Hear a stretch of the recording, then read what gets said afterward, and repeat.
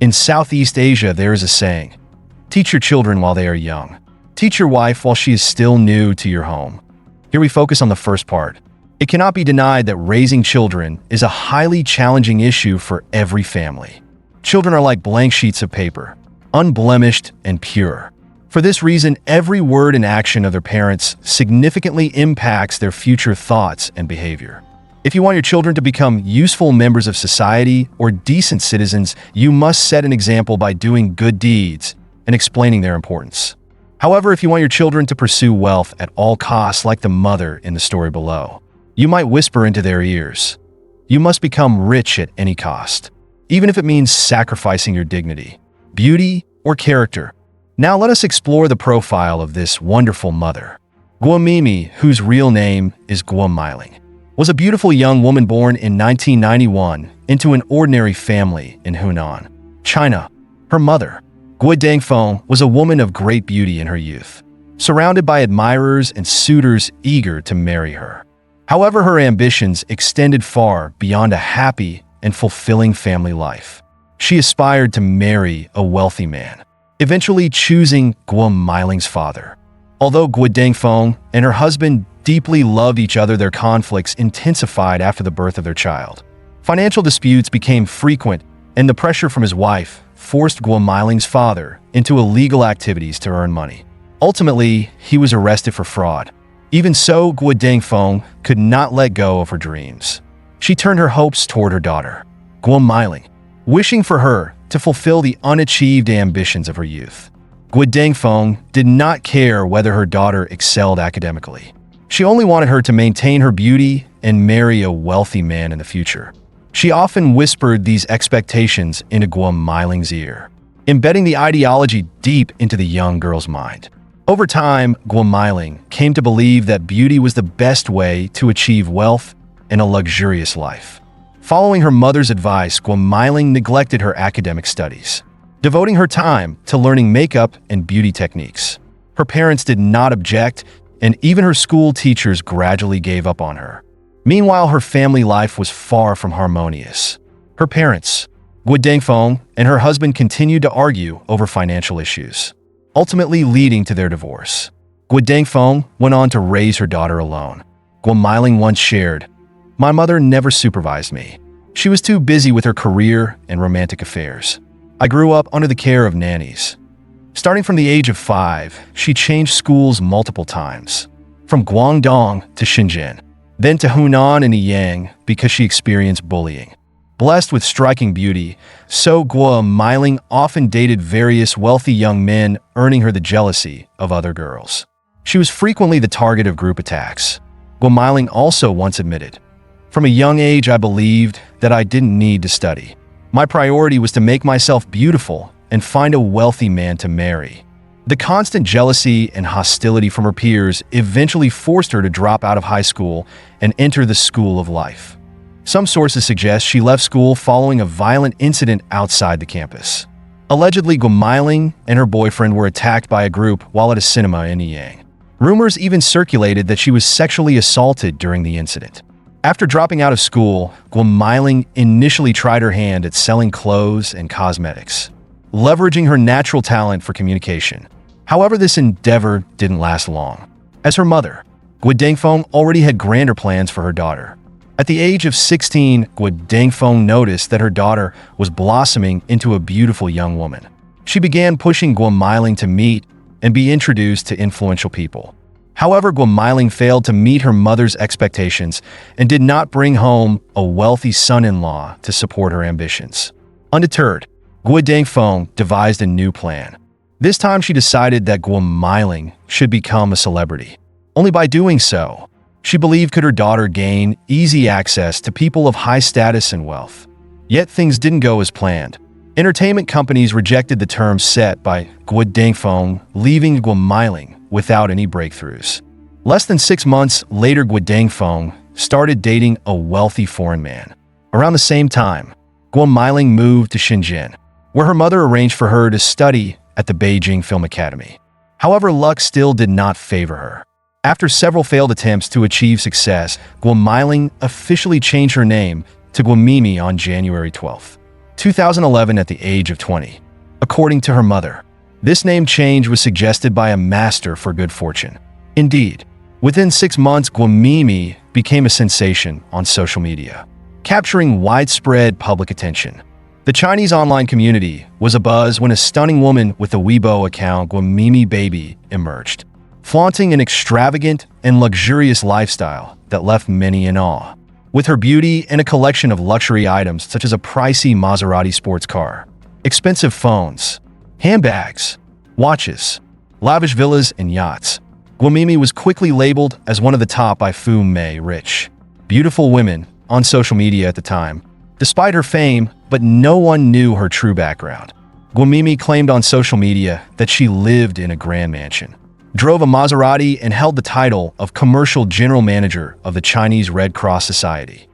This sparked a public uproar, with netizens questioning whether her extravagant lifestyle was funded by donations meant for the Red Cross. Rumors even circulated that she was romantically involved with a high-ranking official at the organization. As expected, the phrase "Who is Guamimi?" ignited heated debates. Meanwhile, Guo Dengfeng actively supported her daughter by spreading exaggerated stories to keep the public talking, further fueling Guamimi's fame. However, Guamimi's false claims caused the Red Cross to suffer an unprecedented scandal. The organization's credibility took a severe hit, and donation levels declined dramatically over the following years. Although Weibo later verified that Guamimi's profession was listed as an actress and that her self-proclaimed title of general manager was false, and although the Red Cross publicly refuted the rumors, the damage had already been done. Despite causing such a scandal, but Guamimi remained unbothered. In 2011, she performed at a nightclub in Fujian, earning hundreds of thousands of yuan in appearance fees for less than 25 minutes on stage. On the same day, she performed 2 songs she had released herself, even using the name of the Red Cross to promote her image. Some companies reportedly offered her a contract worth 1 million yuan annually, enabling her to release her first song. Rumors also surfaced that her management company promised to invest 30 million yuan in a historical drama starring Deng Chao as the male lead and Guamimi as the female lead. Although the film never materialized, but Guamimi did not abandon her dream of entering the entertainment industry. In 2013 alone, she appeared in 3 web dramas. Meanwhile, her ultimate goal of marrying a wealthy man remained elusive. Guo Dengfeng refused to give up and encouraged her daughter to leverage her beauty and social skills to build more connections. She also instructed Guamimi to organize various events and invite affluent young men to attend. At a party where Guamimi appeared to attract wealthy individuals, she quickly caught the attention of several men. While these men weren't exceptionally rich, they came from well-off families. Not long after, Guamimi began dating a foreign man. Although he wasn't able to give her much money, he treated her well and did his best to meet her demands. At the time, the two of them brainstormed ideas to start a business and improve their lives. Out of the blue, Guamimi came up with the idea of running a casino, considering it a highly lucrative venture. Unfortunately, this decision steered her life onto a much darker path. In July 2014, news broke that Guamimi had been arrested for betting on the World Cup. It was revealed that not only had she been gambling, but she had also partnered in running a casino to rake in massive profits. Specifically, Guamimi recruited a professional dealer, hired an expert to handle gambling transactions, and invited friends to gamble, earning illegal commissions. During investigations, Guamimi confessed that she once made 460,000 yuan in a single night. Ultimately, she was sentenced to 5 years of suspended imprisonment. Despite her descent into crime, but Guo Dengfeng showed no remorse for enabling her daughter's illegal actions. Instead, she continued to harbor delusions of her daughter, fulfilling her unfinished dreams upon release from prison. At this point, the media began digging into Guamimi's background and the truth behind her fleeting wealth and fame. Always dreaming of her daughter marrying a wealthy man, Guo Dengfeng set her sights on a new target: Wang Jun, a prominent tycoon from Shenzhen. Interestingly, Wang Jun had once proposed to Guo Dengfeng in the past. However, since he lacked a career at the time, her parents rejected him. This rejection seemingly motivated Wang Jun, who later built his fortune through his entrepreneurial skills. Unfortunately for Guo Dengfeng, it was too late for regrets. She was no longer young and appealing. Thus, she whispered plans to her daughter, aiming to forge a connection between Wang Jun and Guamimi, positioning him as her godfather. It's not hard to guess the true nature of this arrangement. A wealthy older man like Wang Jun didn't randomly become a young woman's godfather without ulterior motives. From their first encounter, Wang Jun was captivated by Guamimi's beauty. That day, they had an enjoyable conversation. Before leaving, Wang Jun gave Guamimi 30,000 yuan. The next time they met, he handed her 50,000 yuan, and later the amounts increased to 100,000 yuan per visit. Over time, their conversations grew shorter, replaced by passionate encounters behind closed doors. Wang Jun treated Guamimi generously. When she expressed her desire for a luxury car, he immediately agreed and gave her 2.4 million yuan. Strangely, Guo Dengfeng saw nothing wrong with her former lover having an intimate relationship with her daughter. On the contrary, she enthusiastically encouraged it. However, when Beijing police investigated Guamimi's false claim of being the general manager of the Red Cross Society, Wang Jun was also detained on suspicion of involvement in prostitution. It was only during his interrogation that Wang Jun realized the true nature of his young lover. Regretfully, he admitted in the interrogation room, she would do anything for fame and fortune, regardless of the consequences. For money, she stooped to any level. The reputation of the Red Cross Society suffered tremendous damage because of her vanity and shamelessness. I too have lost everything because of her. Guamimi is the nightmare of my life. During the investigation, Guamimi admitted to signing a contract with a management company that arranged for her to perform at around 50 nightclub shows annually, earning 50,000 yuan per event. She claimed this as her primary source of income. However, police discovered that she performed fewer than 20 shows. Most of her income actually came from prostitution under the guise of performances. A police officer revealed to the media, Guamimi used social media, personal connections, or proactively approached clients, engaging in prostitution multiple times for hundreds of thousands of yuan. Eventually, Guamimi and Wang Jun were both sentenced to 5 years in prison. It wasn't until she was behind bars that Guamimi shed tears of remorse, confessing, "Actually, neither I, my family, my friends, nor my ex-boyfriend Mr. Wang were employees of the Red Cross Society. I didn't know anyone in that organization. Today, I want to clarify the truth and restore the reputation of the Red Cross. I sincerely apologize to the society, the public, and those who were not helped because of me. I am truly sorry. As I reflect on the things I've done over the past few years, I feel immense regret. Once I'm released, I won't gamble, flaunt my wealth, or do anything illegal again. I will become a new person." Finally, on July 13th, 2019, Guamimi was released, and her mother, Guo Dengfeng, came to pick her up. While Guo Dengfeng was happy to see her daughter again, what thrilled her the most was the prospect of Guamimi resuming her role as the family's breadwinner. However, Guamimi was no longer welcomed by the public. Her past scandals had severely damaged her reputation. Guo Dengfeng advised her daughter to reappear in public with a fresh image. As a result, Guamimi underwent cosmetic surgery, but her appearance changed, and she was no longer as beautiful as before. After gaining the trust of a few people, Guamimi started selling weight loss products. She promoted their miraculous effects and used herself as a testimonial. Guamimi made significant profits from selling these products as they were low-cost yet effective, leading to high demand. Once again, she began living a lavish lifestyle. Just when it seemed her business ventures were thriving, her name surfaced among 75 individuals arrested by Shanghai police in April 2021 for selling weight loss products containing sibutramine, an appetite suppressant banned in China. The case involved over 50 million yuan. Sibutramine, while used to treat obesity, causes severe side effects such as irregular heartbeat, difficulty breathing, high blood pressure, and partial paralysis. Police shut down 3 manufacturing sites and 24 sales locations, seizing 65,000 pills, 34 kilograms of raw materials, 3 production machines, and over 20,000 packaging materials. Faced with overwhelming evidence, on October 18th, 2021, the Shanghai court sentenced Guamimi to 2.5 years in prison and fined her 200,000 yuan for selling illegal diet supplements. After her daughter fell into trouble, once more Guo Dengfeng became increasingly reclusive, retreating into silence. It remains uncertain whether she realized her grave mistakes in raising a child with distorted values, teaching her to prioritize money above all else. Even if she did feel remorse, it was too late. Life is full of mistakes, but not everyone has the chance to correct them. One must cherish opportunities and never engage in illegal activities. In Gwamimi's case, things were different. Her mother had instilled such erroneous beliefs in her since childhood, making a complete transformation overnight nearly impossible.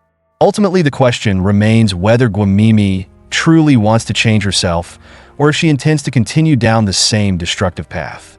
Today's story ends here. What do you think of the way this mother raised her child?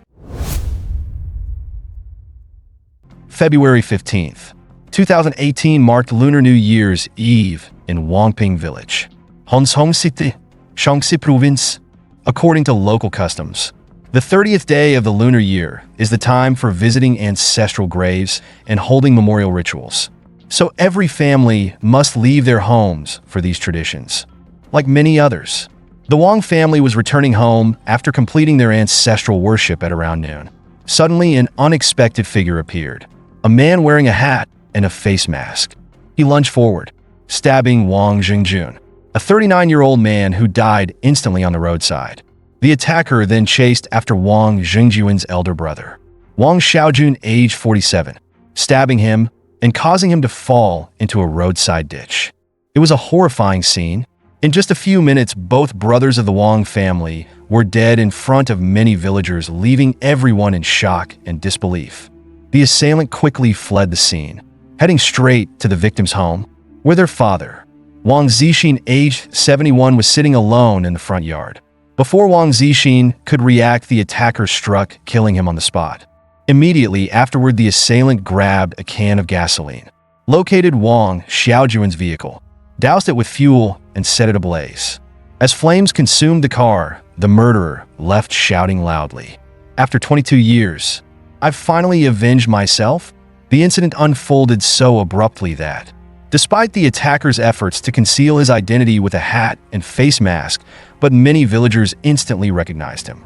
It was Zhang Kuku, a fellow villager who harbored deep grievances and lived a life of bitterness. The 30-centimeter sharp knife he carried was his cruel instrument of vengeance. As Zhang walked away, the sharp blade was tucked into his belt, deterring anyone from intervening.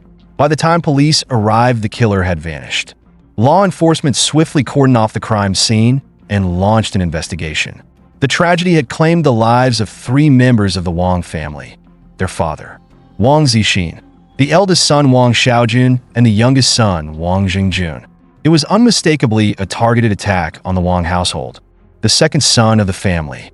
Wang Fujian had recently started dating someone after a divorce. Fortunately, he had been at his girlfriend's home during the incident, sparing him from the tragedy. Many urged Wang Fujian not to return to the village, fearing for his safety, as Zhang Kuku had openly threatened to seek further revenge. In response, police swiftly relocated Wang Fujian and other family members to a safer location. A large-scale manhunt was launched to apprehend Zhang Kuku 3 days after the murders. On the morning of February 17th, Zhang voluntarily turned himself into the authorities. He was subsequently escorted to Wangping Village to reconstruct the crime scene. The homes of the perpetrator and the victims were situated on the same side of the village road, separated by just a few dozen meters. From the second-floor window of the Zhang household, one could see the entire Wang family courtyard. During interrogation, Zhang Kuku revealed the motive behind his actions. He stated, "As I said when I left the crime scene, just 5 words: revenge for my mother." Everything that happened in 1996 marked a tragedy that shattered both families at the same time: the death of Wang Xiaoping. Zhang Kuku's mother caused great controversy in the village. The relationship between the Zhang family and the Wang family had once been very close. They worked together on the farm, helping each other with both their work and daily lives, to the point where other villagers felt envious of their bond. However, issues soon arose that caused the relationship between the 2 families to break down. The first issue was the signing of a contract with the village rice processing factory, which both families were involved in. The final agreement was that the Wang family would sign the contract for the first year, followed by the Zhang family signing for the second year. However, when the Zhang family made a large sum of money in the first year, they refused to relinquish the contract. This quickly led to a major conflict between the two families. Gradually, the Wang family began to feel that the Zhang family was holding secret conversations with others, but they couldn't confirm it. Not long after, the two women from the two families became the first to ignite the conflict. In June 1996, a fierce altercation occurred right on the road in front of the house. From that point on, the two families became bitter enemies. However, they never expected that this feud would escalate to the point of destroying both families. One evening at the end of August 1996, Wang Fujuan, the second son of the Wang family, was relaxing in front of the house when Wang Xiaoping walked past him and spat at him, though she missed. About 10 minutes later, Wang Xiaoping returned and spat directly in Wang Fujuan's face. At this point, he was completely enraged. He stood up and slapped her hard in the face, which escalated the confrontation to its peak. Both families rushed outside, and Wang Xingjun, the youngest son of the Wang family, joined the fight. Wang Xiaoping grabbed an iron from her daughter's hand and struck Wang Xingjun in the forehead. Then Wang Zixin, the father of the two brothers, shouted, "Kill her, or she'll kill your brother." Afterward, Wang Xingjun grabbed a stick from a pile of firewood by the roadside and struck Wang Xiaoping on the head, knocking her to the ground. Both brothers simultaneously jumped in to beat the woman. By then, Wang Xiaoping had lost the strength to resist and lay still on the ground. Her husband, Mr. Zhang, tried to help his wife, but was also knocked down.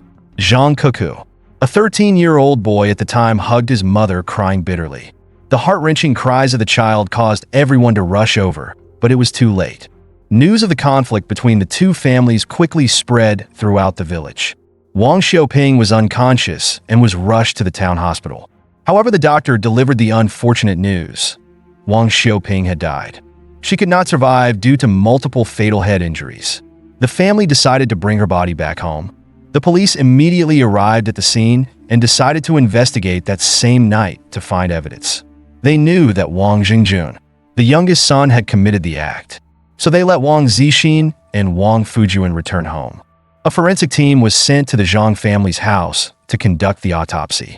This drew the attention of many villagers, including Zhang Kuku, the 13-year-old boy. Witnessing the dissection of the body terrified everyone, but surprisingly, Zhang Kuku remained extremely calm, not crying and quietly observing throughout the process. When the family prepared to bury the body, that was when Zhang Kuku began to experience the most painful days of his life. In December 1996, the case was brought to trial at the Nanjing County Court. The judge convicted Wang Xingjun of committing murder while under 18 years of age. He also confessed and accepted the consequences of his wrongful actions. However, since the victim had been the one to provoke the situation and had some responsibility for the incident, Wang Xingjun's punishment was reduced. After the trial, Wang Xingjun was sentenced to 7 years in prison for intentional injury leading to death. Regarding compensation, the victim's family requested a sum of 100,000 yuan. However, the court decided that since Wang Xingjun was still a student and the family was in difficult financial circumstances, the compensation would be a smaller, discretionary amount. In the end, the Wang family was required to pay a total of approximately 9,640 yuan to the victim's family. However, the Zhang family had already spent 8,140 yuan on the funeral arrangements, so in the end, they only received 1,500 yuan as compensation. The victim's family was dissatisfied with the verdict, believing that the trial had been unfair. Some of the witnesses were relatives of the Wang family, meaning their testimonies were biased in favor of the defense. Additionally, the eldest son, Wang Xiaojun, held a significant position in the local government, which further skewed the testimonies of the witnesses. The verdict also followed the account of the Wang family, stating that all 3 participants in the altercation were involved, yet only one juvenile was convicted. After the incident, the 2 families returned to their separate lives and never spoke to each other again. This murder case became a hot topic of gossip among the villagers for a long time. At this point, a deep-seated hatred began to stir in the mind of Zhang Kuku, the young boy. Since his mother's death, Zhang Kuku only visited her grave once. In 2001, after graduating from middle school, Zhang Kuku enlisted in the military and was sent to Xinjiang. Life in the army was harsh, but he still chose to join. On one occasion, the captain asked the new recruits why they chose to enlist, and Zhang Kuku responded that he wanted to build his physical strength to prepare for revenge on behalf of his mother. In 2003, Zhang Kuku returned home after being discharged from the army and started working in Guangdong to make a living. However, life was not easy as he lacked life skills and knowledge, and he was deceived into an illegal job. Despite the challenges, Zhang Kuku maintained a cheerful disposition. He didn't smoke, drink, or participate in immoral activities. When he had free time, he would simply lie in his room watching TV. By 2005, Zhang Kuku had a girlfriend, and in 2007, he began building a new house. He later decided to add a second floor to the house to create a honeymoon suite for himself. However, later that year, he broke up with his girlfriend because, after finishing the house, he didn't have enough money to get married. Moreover, he hadn't been able to let go of the hatred from losing his mother, so he feared it would affect her as well. In the first half of 2017, Zhang Kuku, now 35, went to work in Fiji. However, due to unfavorable working conditions, he returned to China in August that same year. Zhang Kuku decided not to continue working and spent time with his father until after the Chinese New Year. During this period, he lived a normal life, meeting with friends and relatives, but he remained vigilant about the Wang family. Wang Xiaojun, the eldest son, had been promoted, and since he was not directly involved in the events, he often returned home. The second son, Wang Fuijin, rarely returned to the village because after graduating, he went to work far from home. The third son, Wang Xingjun, had served his sentence in a juvenile detention center with 4 years of reform and 3 years of release. After being released, Wang Xingjun graduated and earned a living in Xi'an. The Wang siblings had advised their parents to move away and not live there anymore, fearing revenge, but the father disagreed. He believed the matter had been resolved through the legal system, that the youngest son had been convicted and sentenced to 7 years in prison. They had officially cleared all debts with the Zhang family, so there was no need to worry. Every year, Wang Xingjun rarely returned to visit his relatives' graves, but the Spring Festival of 2018 became a special occasion. On December 21st of the lunar calendar, he returned to Wangping village and decided to stay. It was the longest 10 days Wang Xingjun had spent in his hometown since the tragic incident occurred. People were excitedly preparing for the new year, but no one knew that Zhang Kuku had planned a revenge during this festival. Before the incident, there were signs of warning, but no one paid attention to them. Zhang Kuku withdrew approximately 40,000 yuan from the bank and gave it to his father. At that time, his father thought that the money would be used to buy seeds, fertilizers, and pesticides. It was only later that he realized this was the total amount Zhang Kuku had accumulated over the years. Additionally, he had prepared a hat, mask, a knife, a gasoline can, and other tools, waiting for the right opportunity to act. On February 15th, 2018, Mr. Zhang left the house early to visit his ancestors on the mountain, while Zhang Kuku stayed at home washing clothes and did not accompany him. When his father left, Zhang Kuku called his older brother to return home early for dinner and then quietly observed the Wang family from the second floor of their house. His target was Wang Xiaojun and Wang Xingjun as they were on their way back from the cemetery. When the opportunity came, Zhang Kuku launched a surprise attack, killing both brothers on the road. He then used a knife to break into the house and murdered Wang Xingjun, who was sitting in front of the door. He also saw other women in the Wang household, but he simply looked at them and said, "Since you are women, I will not kill you today." After committing the crime, he left the village, threw the knife into a river, and hid in the grass by the river overnight. But later he realized he couldn't run away forever, so he decided to turn himself in. On January 8th, 2019, the case of Zhang Kuku was brought to trial at the Hanzhong People's Court. Zhang Kuku shared with everyone his painful childhood, having witnessed his mother's death in his arms and having been helpless while watching the autopsy of his mother. He hoped the court would consider these factors. Before the trial, Zhang Kuku's father had borrowed 150,000 yuan to request a mental evaluation of his son from a forensic institute in Beijing. The evaluation concluded that Zhang Kuku suffered from paranoid personality disorder due to the traumatic events at the age of 13, which affected his criminal responsibility. However, the court rejected the request for testimony from 3 experts. The court believed that while Wang Xingjun had been punished for injuring Zhang Kuku's mother, Zhang Kuku had harbored a deep hatred and committed the crime with brutal methods. Ultimately, the court sentenced Zhang Keku to death. Although he appealed on April 11th, the verdict was upheld and the death sentence remained. On July 17th, 2019, Zhang Keku was officially executed. This case shocked an entire region and sparked fierce debates. Some people believe that Zhang Keku was avenging his mother, and thus his crime should be mitigated. However, others argue that killing 3 people is unforgivable, regardless of the reason. News of Zhang Keku's death has spread quickly. Wang Fuijin, the only survivor in the victim's family, shared, "I am satisfied with the verdict, but Zhang Keku's death cannot bring my 3 loved ones back to life. In this case, no one truly won or lost. Only pain and caution remained." Perhaps Zhang Keku's overwhelming love for his mother clouded his judgment, leading him to commit such cruel acts. It's a tragic story, but it also reflects a part of the harsh realities of life. Do you think Zhang Keku's act of revenge, which led to his death sentence, was justified? Around 8 p.m. on November 29th, 2004, a piercing scream echoed from beneath the doctoral dormitory at Beijing Institute of Technology. Police cars and ambulances arrived one after another, and the entire campus descended into chaos with the sounds of people, vehicles, and cries. What had happened? It all began with a social media friend request sent to a young man named En Jiaowei.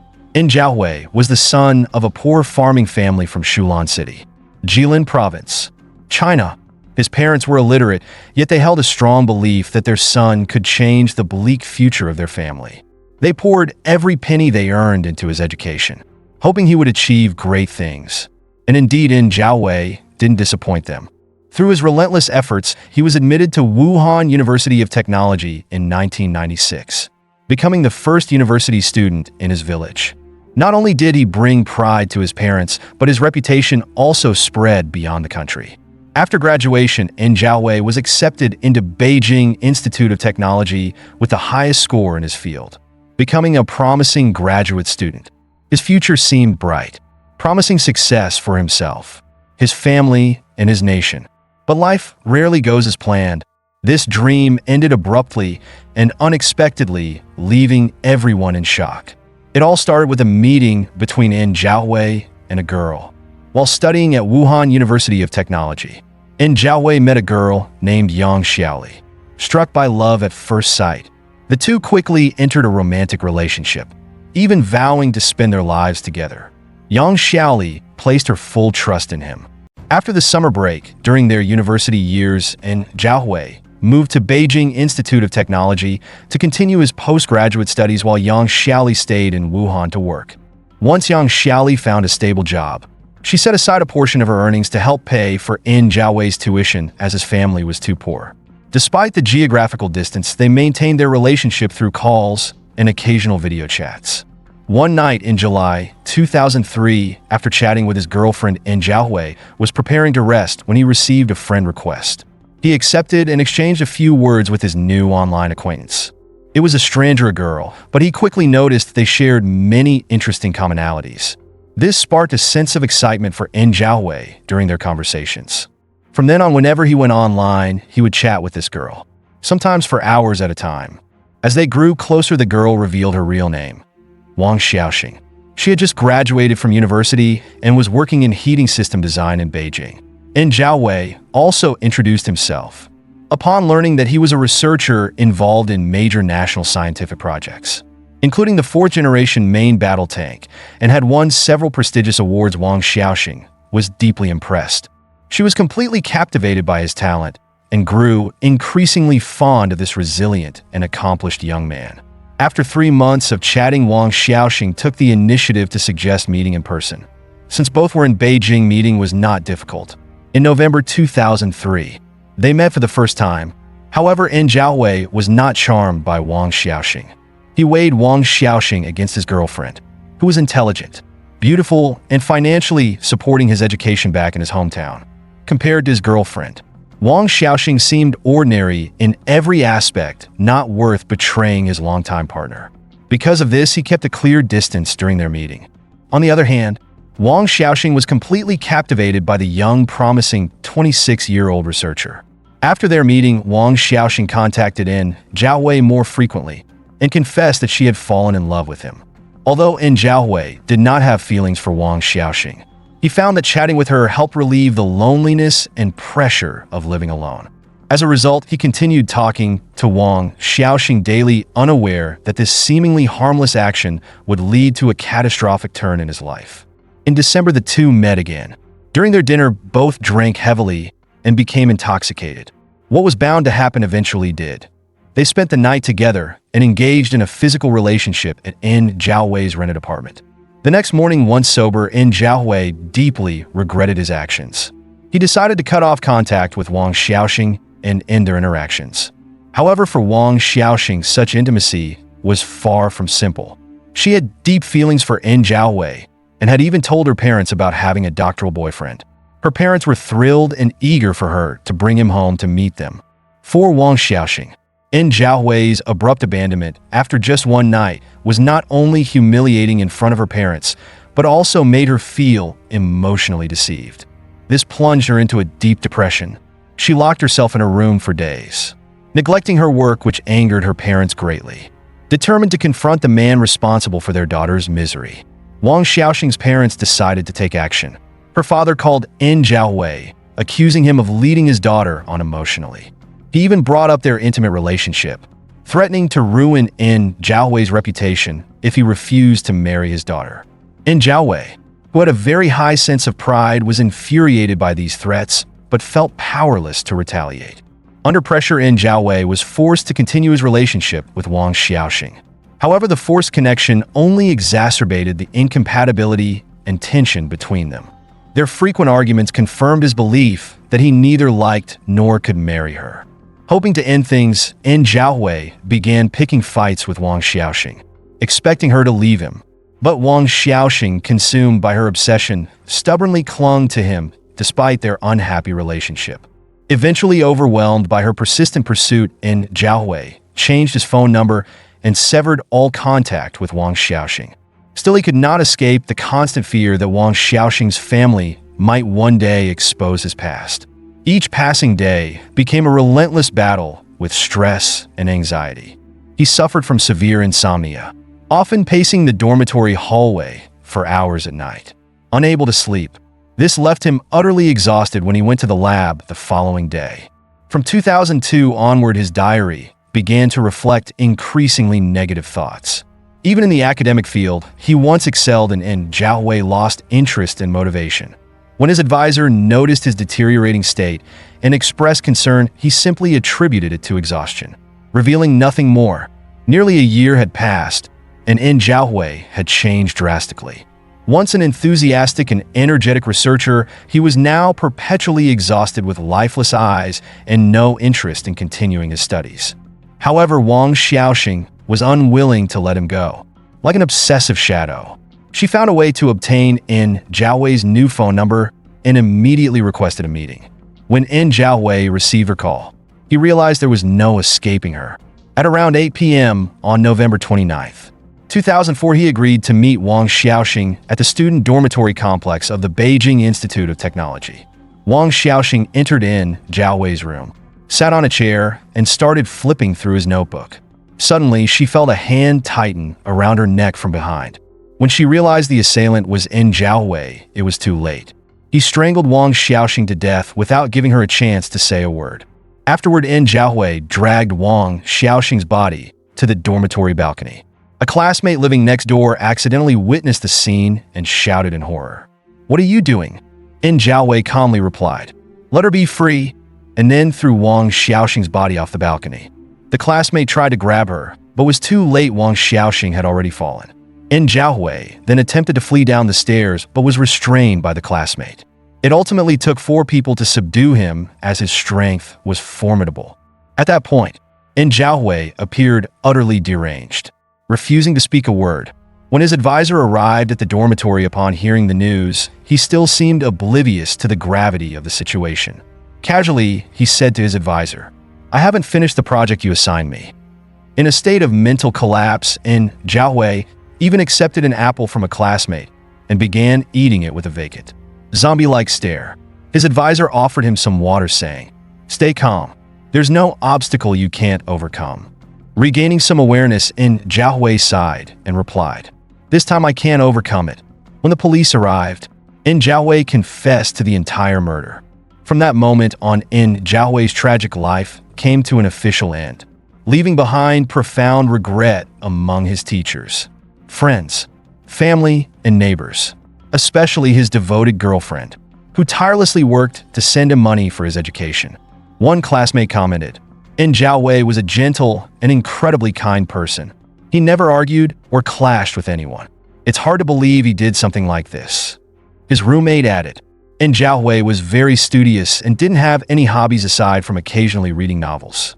He was very reserved and introverted." Even his advisor admitted, his relationships with others were always harmonious. Although quiet, In Jiahui maintained outstanding academic performance. After enrolling in the doctoral program, he was selected by his peers to be a student supervisor in 2003. Given his family's poor financial situation, his professors arranged for him to work in the laboratory to earn some extra money. Despite his busy schedule, In Jiahui remained diligent in his work. At 9:30 a.m. on July 23, 2005, In Jiahui was summoned to the First Intermediate People's Court of Beijing. Following the trial, the prosecutor revealed a shocking conclusion. A forensic psychiatric assessment conducted by the Beijing Forensic Psychiatry Evaluation Committee determined that In Jiahui suffered from mental disorders, including psychosis, depression, hallucinations, and a loss of control over his behavior.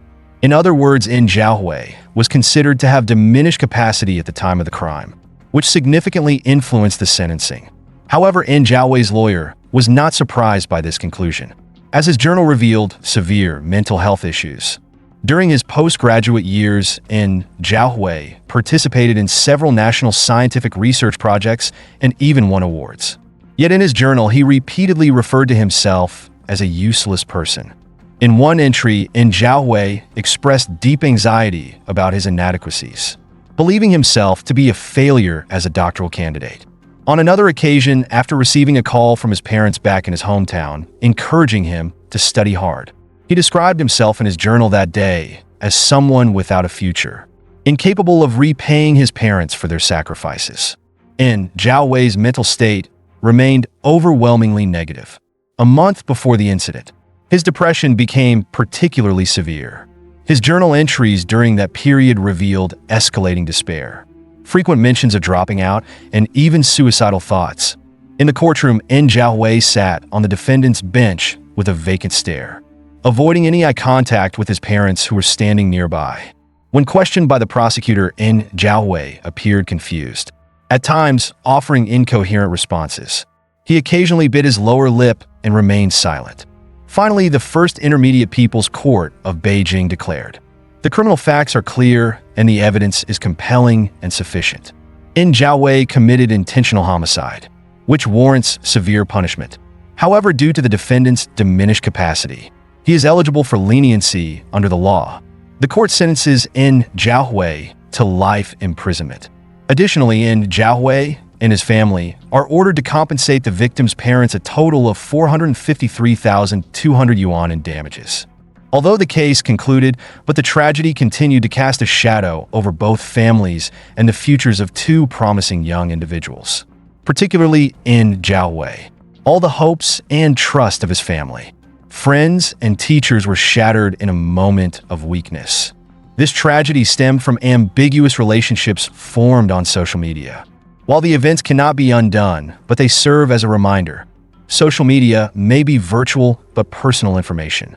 Emotions and human lives are very real. Clear boundaries are essential to prevent the misuse of social platforms and avoid similar heartbreaking incidents in the future. Around 8:58 p.m. on August 1st, 2018, near a shopping mall in Cixi City, Zhejiang Province, a horrifying incident occurred.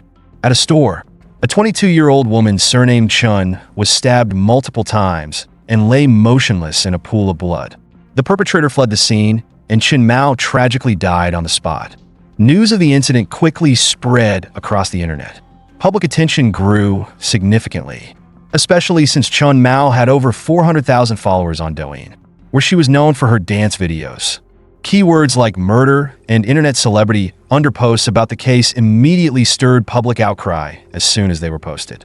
However, behind this fame, the truth was that Chen Mao had been forced into becoming an online idol.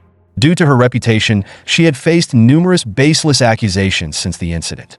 Even now, many people are unaware of the real story. Chen Mao was born in 1996 into a well-off family. She graduated from Hangzhou Normal University, and in September 2015, she began her career as a teacher at the municipal kindergarten in Cixi City. Shortly after, her family purchased a 2-bedroom, 1-living-room apartment near her workplace. With her expertise in dance, she became a full-time dance instructor at a professional training center in 2017. Additionally, she worked part-time as a teacher at several schools, earning a monthly income of approximately 10,000 yuan. She no longer needed financial support from her family, but her parents still provided her with funds to purchase a Mercedes-Benz for transportation. In fact, her family had built a 2-story house worth 900,000 yuan specifically for Chen Mao when she was just 18 years old. This house could serve as a bridal home in the future or as a source of income if she decided to rent it out. With her affluent background and stable career, Chen Mao's future seemed secure. The only thing she needed was to find a suitable romantic partner. Her family didn't impose strict financial requirements on her partner. They only hoped he would have a good personality, be ambitious, and most importantly, treat Chen Mao well. In early 2017, Chen Mao met Wu Yidong when he was holding a pet cat. Being an animal lover, Chen Mao approached to play with the cat. This encounter gave two strangers the chance to meet. Wu Yidong was 5 years older than Chen Mao, and both were from Cixi City. However, Yidong came from a relatively modest background. His parents were beekeepers in Inner Mongolia, so he had lived with his grandmother from a young age. During that time, he studied culinary arts at a vocational school and later sold clothes for several years. However, due to the lack of stable employment, Wu Yidong eventually stopped working altogether. Being from the same city, the two quickly noticed each other, and Wu Yidong began to enthusiastically pursue Chen Mao. Eventually, she was moved by his persistence and accepted his feelings. They started dating, and in the early stages, their relationship was harmonious. However, this period wasn't long enough for Chen Mao to fully understand Wu Yidong's personality. Furthermore, Chen Mao kept their relationship hidden from her parents, sharing details about Yidong only with her sister-in-law. At the end of 2017, Chen Mao's parents met Wu Yidong for the first time. Albeit informally, they were planning to visit the city hospital for treatment and happened to stop by their daughter's home at 10 a.m.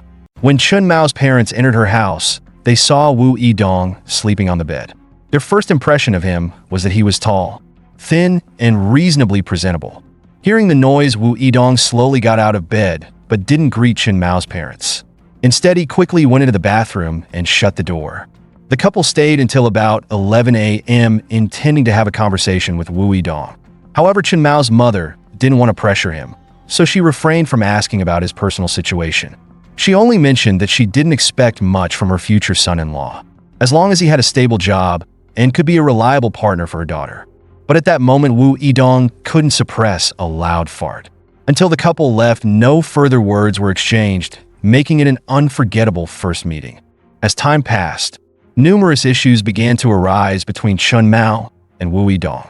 Their incompatibilities in upbringing, personality, and life perspectives became increasingly apparent. They often quarreled over trivial matters, but in the beginning, Chen Mao overlooked these because Wu Yidong had not crossed any serious boundaries. On Lunar New Year's Eve, Wu Yidong's parents returned home just as Chen Mao visited unexpectedly. His parents were delighted to meet her. They gave her a gift and a New Year's red envelope containing 11,000 yuan. When Chen Mao told her mother about this, her mother felt uneasy since their relationship was still at the dating stage and the amount of money was excessive. However, when Chen Mao tried to return the money, but Wu Yidong's parents adamantly refused to take it back. Their relationship became public knowledge among their families and friends. However, this was followed by a steady escalation in conflicts between the couple. Chen Mao frequently told her mother that they often argued. Additionally, Wu Yidong had a habit of gambling on his mobile phone and occasionally played mahjong outside. After hearing this, Chen Mao's mother started paying closer attention to him. One day, while tidying up her daughter's belongings, Chun Mao's mother unexpectedly found a written guarantee from Wu Yidong. The note stated, "I promise I won't do anything to you this year." From this point on, both the relationship and Wu Yidong's image in Chun Mao's family took a sharp downturn. He was no longer accepted by them. Moreover, Wu Yidong frequently argued with Chun Mao to the extent that she brought up the idea of breaking up multiple times. Whenever the topic of breaking up arose, Wu Yidong's extreme personality came to light. One day, Chun Mao's mother received a panicked emergency call from her daughter. Chun Mao said that her car had been blocked by Wu Yidong and he had taken her keys. When the family arrived, they witnessed the screen of Chun Mao's Mercedes-Benz smashed with her iPhone. This incident was reported to the police. Not long after, Wu Yidong demanded that Chun Mao return the more than 10,000 yuan his family had given her. However, in reality, Wu Yidong had already spent more than half of that amount himself, and the remaining money had been used jointly by both of them. This led to another argument, and his parents refused to take the money back. In another altercation, Wu Yidong hired a locksmith company to break into Chun Mao's home. He took her clothes, student ID, passport, and personal belongings. This incident was also reported to the police. Despite their repeated breakups, but each time Wu Yidong would express heartbreak and beg Chun Mao for forgiveness. He even knelt and recorded videos of himself crying and pleading with her. Chun Mao, not knowing how to reject him, so always gave him another chance. She believed that if he truly changed and treated her well, she could forgive him. Although Chun Mao's family strongly opposed the relationship, but she thought that if Wu Yidong changed and showed respect to them, her parents might reconsider. On May 26, 2018, Chun Mao and Wu Yidong took a trip to Hangzhou, where they had moments of joy. During a visit to Westlake, Wu Yidong recorded a short Douyin video of Chun Mao with a trending background song at the time, which unexpectedly gained over 1.8 million likes. Afterward, Wu Yidong continued uploading a total of 59 more videos to Douyin, most of them featuring Chun Mao's dance performances. This quickly attracted over 380,000 followers to the account. However, the two had different perspectives on the Douyin account. Chun Mao never considered using it to earn money, viewing it merely as a platform to share photos and videos. On the other hand, Wu Yidong saw it as a new way to get rich, pouring all his energy into boosting traffic and accepting advertisements for profit. This difference gradually created a rift between them. Chun Mao felt troubled and complained to her friends that Wu Yidong was exploiting her to make money from Douyin. Furthermore, Wu Yidong constantly pressured Chun Mao, demanding that she take photos and participate in product promotions for business purposes. Not long after their relationship became even more strained. One day, Chun Mao received a call from her brother who informed her that Wu Yidong had stolen 10,000 yuan from his phone and fled. When Chun Mao's mother learned of this, she felt deeply disappointed in Wu Yidong and feared for her daughter's safety. She lied to Chun Mao, saying she planned to sell the house in the city and suggested that Chun Mao move closer to her family to avoid danger. By late June, Chun Mao decided to move back to her hometown to ensure her safety. To protect her daughter, Chun Mao's mother agreed to pick her up from work every day. On July 12th, everything changed when Chun Mao officially ended her relationship with Wu Yidong, who had caused so much turmoil in her life. However, Wu Yidong refused to accept the breakup. He persistently called and messaged Chun Mao, but she rejected all contact. Chun Mao also transferred 11,000 yuan to one of Wu Yidong's cousins via WeChat, asking him to deliver the money to Wu Yidong's parents. She hoped this would put an end to his interference in her life. When Chun Mao thought everything was over, Wu Yidong appeared at her workplace and stalked her. However, due to Chun Mao's mother's intervention, so he couldn't take any further actions. What was more concerning was that he continued sending threatening messages to Chun Mao in the middle of the night, claiming he would climb to the second floor and break into her bedroom. He didn't stop there. Wu Yidong also vandalized the emblem of Chun Mao's Mercedes-Benz and scratched her car, causing damages amounting to 10,000 yuan. On August 1st, he sent a message asking to meet Chun Mao, but she didn't respond. That same afternoon, he sent another message containing a dangerous threat. Meanwhile, Chun Mao told her mother that she had invited friends to watch a movie and would return home afterward. After leaving her company, Chun Mao borrowed a colleague's car and drove to the cinema. At this time, Wu Yidong was waiting outside her workplace and followed her in his car. At 8:58 p.m., Chen Mao entered a supermarket to shop. Wu Yidong, wearing a mask and hiding a knife in his jacket, chased after her and cornered her near a claw machine in the store. After issuing threats, he brutally took Chen Mao's life. Realizing he couldn't escape, Wu Yidong turned himself into the police and confessed to all his crimes. Finally, on April 3, 2019, the Cixi court held the trial for Wu Yidong's murder case. In court, he claimed that he wanted to reconcile with Chen Mao, but she refused and even hired bodyguards to keep him away. He also claimed that during that time, Chen Mao's mother often picked her up after work, and if someone had picked her up on the night of the incident, she would not have died. Such statements from a despicable person caused Chen Mao's mother to faint from anger. Moreover, the fact that he bought a mask and sent threatening messages to Chen Mao clearly proved that this crime was premeditated. In the end, after desperate attempts by Wu Yidong and his family to plead for a lighter sentence, he made his final statement in court.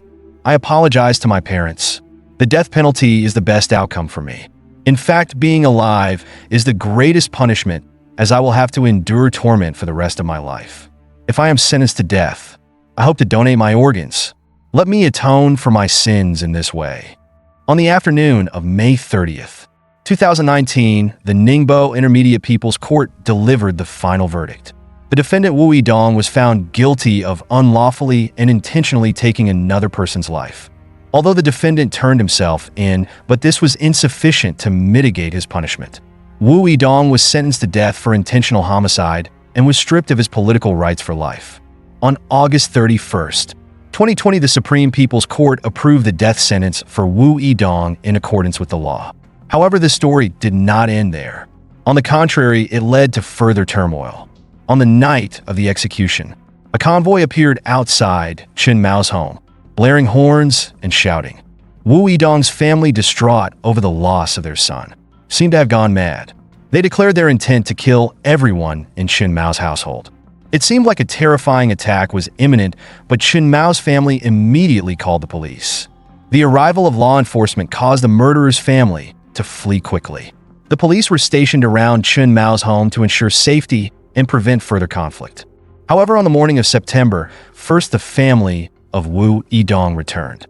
This time, they came in greater numbers and no longer appeared intimidated by the police. They claimed they only wanted to threaten Chen Mao's family. Leading the group was Wu Yidong's father and his two brothers. Although the group was arrested on the spot by the police, the father declared, "We will be back." As a grieving father who had lost his son, no one could predict the lengths he might go to in the future. Following this incident, the police gave him a stern lesson, and since then Wu Yidong's family ceased any further harassment of Chen Mao's family. It is evident that growing up in such a dysfunctional family, Wu Yidong inevitably saw himself as the center of the world. Anyone who failed to comply with his demands automatically became his enemy. Love is a beautiful emotion, but it can also become a double-edged sword if one cannot control oneself. When a relationship ends, pain and disappointment are inevitable. But one must remember that no one has the right to destroy another person's life simply because they no longer love them.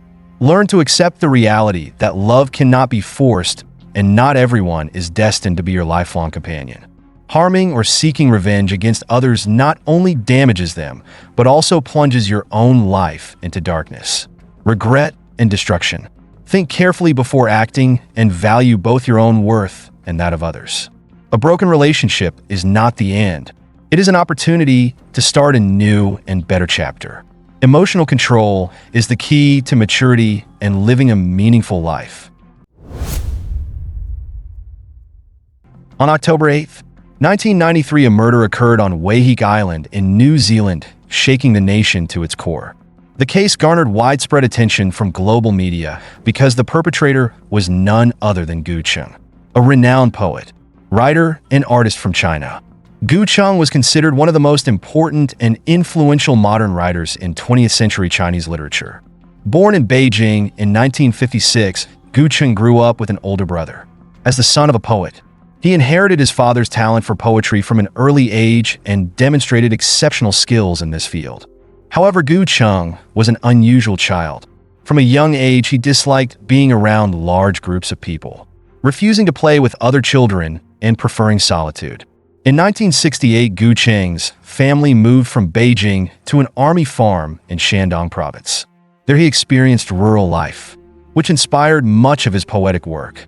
Father and son would often write poems together during their free time, and this gradually nurtured Gu Cheng's deep love for poetry. However, this passion also made him increasingly distant from others as he struggled to understand the local dialect spoken by the villagers. Unlike other children, Gu Cheng dropped out of school and was educated exclusively by his father. As a result, he became completely detached from the outside world. In 1974, at the age of 18, Gu Cheng returned to Beijing, where his writing talent began to flourish. He gained fame for his poetry and short stories, which were characterized by vivid imagination, bright imagery, and profound emotions, earning him a large following. In July 1979, during a train ride from Shanghai to Beijing, Gu Cheng met Xie Yi and fell in love with her at first sight. They began exchanging letters, with Gu Cheng frequently expressing his love through eloquent and heartfelt words. After a period of courtship, Gu Cheng visited Xie Yi's family to propose and stayed until her parents approved their relationship. For years later, they married, but their post-marriage life was far from the happiness they had envisioned. Gu Cheng's poetry was purely a pursuit of art rather than a means of earning a living, leaving the financial burden of the family entirely on Xie Yi. Xie Yi, a scholar who also loved literature, became pregnant after their marriage. However, Gu Cheng's reaction was far from that of a typical expectant father. He expressed unhappiness and constantly complained to Xie Yi that the child would drive him insane. He believed he was not ready for fatherhood and feared he might harm the baby. Ultimately unable to withstand Gu Cheng's pressure, so Xie Yi underwent an abortion on her own. In May 1987, Gu Cheng was invited to Europe to participate in the International Poetry Festival, and he began earning money by giving lectures in various European countries. By 1988, he was hired as a researcher in the Department of Language and Literature at the University of Auckland in New Zealand. However, after only a year, he resigned and purchased a small house on Waiheke Island. Gu Cheng decided to settle on Waiheke Island because it felt like a dreamlike garden that would inspire his poetry. However, this decision placed yet another burden on his wife, Xie Yi. After settling on the island, Gu Cheng turned a piece of land next to their home into a small farm where Xie Yi raised hundreds of chickens. She worked tirelessly, relying on raising chickens and selling eggs to support the family. Unfortunately, the noise and odor from the chickens caused dissatisfaction among other island residents. They demanded Gu Cheng resolve the issue, but he refused, forcing the locals to report the matter to the authorities. The court issued a ruling requiring Gu Cheng to address the problem promptly or face enforcement actions. Although there were many ways to resolve the issue, Gu Cheng chose the most extreme approach. Feeling insulted by his neighbors and the authorities, he slaughtered over 200 chickens at once, placed their severed heads in a black bag, and delivered it to the local government office, horrifying everyone. Island residents began to view Gu Cheng as mentally unstable and unhinged. Later, Xie Yi became pregnant again, but knowing Gu Cheng's disdain for children, she kept it a secret from him. Eventually, he found out and, as expected, pressured her to terminate the pregnancy again. This time, however, Xie Yi, already in her 30s, so decided to keep the baby, fearing she might lose the chance to have children as she aged. She made various excuses to delay the abortion until Gu Cheng reluctantly accepted it. In 1988, Xie Yi gave birth to a son, whom Gu Cheng named Gu Xiaoya. The baby often cried, disrupting Gu Cheng's creative process and leading him to resent the child. Gu Cheng believed the boy had intruded on their marriage and stolen Xie Yi's love. He even refused to hold his son, finding the act unbearable. Gu Cheng pressured Xie Yi not to spend money on the child, and even begged her to send the boy to an orphanage. Desperate, Xie Yi gave their son to a local family for adoption. Back in 1986, a year before Gu Cheng and Xie Yi settled in Europe, a young and beautiful woman appeared at a literary event. Her name was Inger, and she was from the Chinese department at Peking University. At the time, Inger deeply admired Gu Cheng and often sought opportunities to visit him and his wife. Over time, her feelings for Gu Cheng grew stronger, and she even told others that she believed she was a better match for him than Xie Yi. Inger became infatuated with the married poet. In 1987, as Gu Cheng was preparing to travel to Europe for teaching, Inge mustered the courage to confess her love to him. Xie Yi, who was present at the time, showed no reaction to the confession.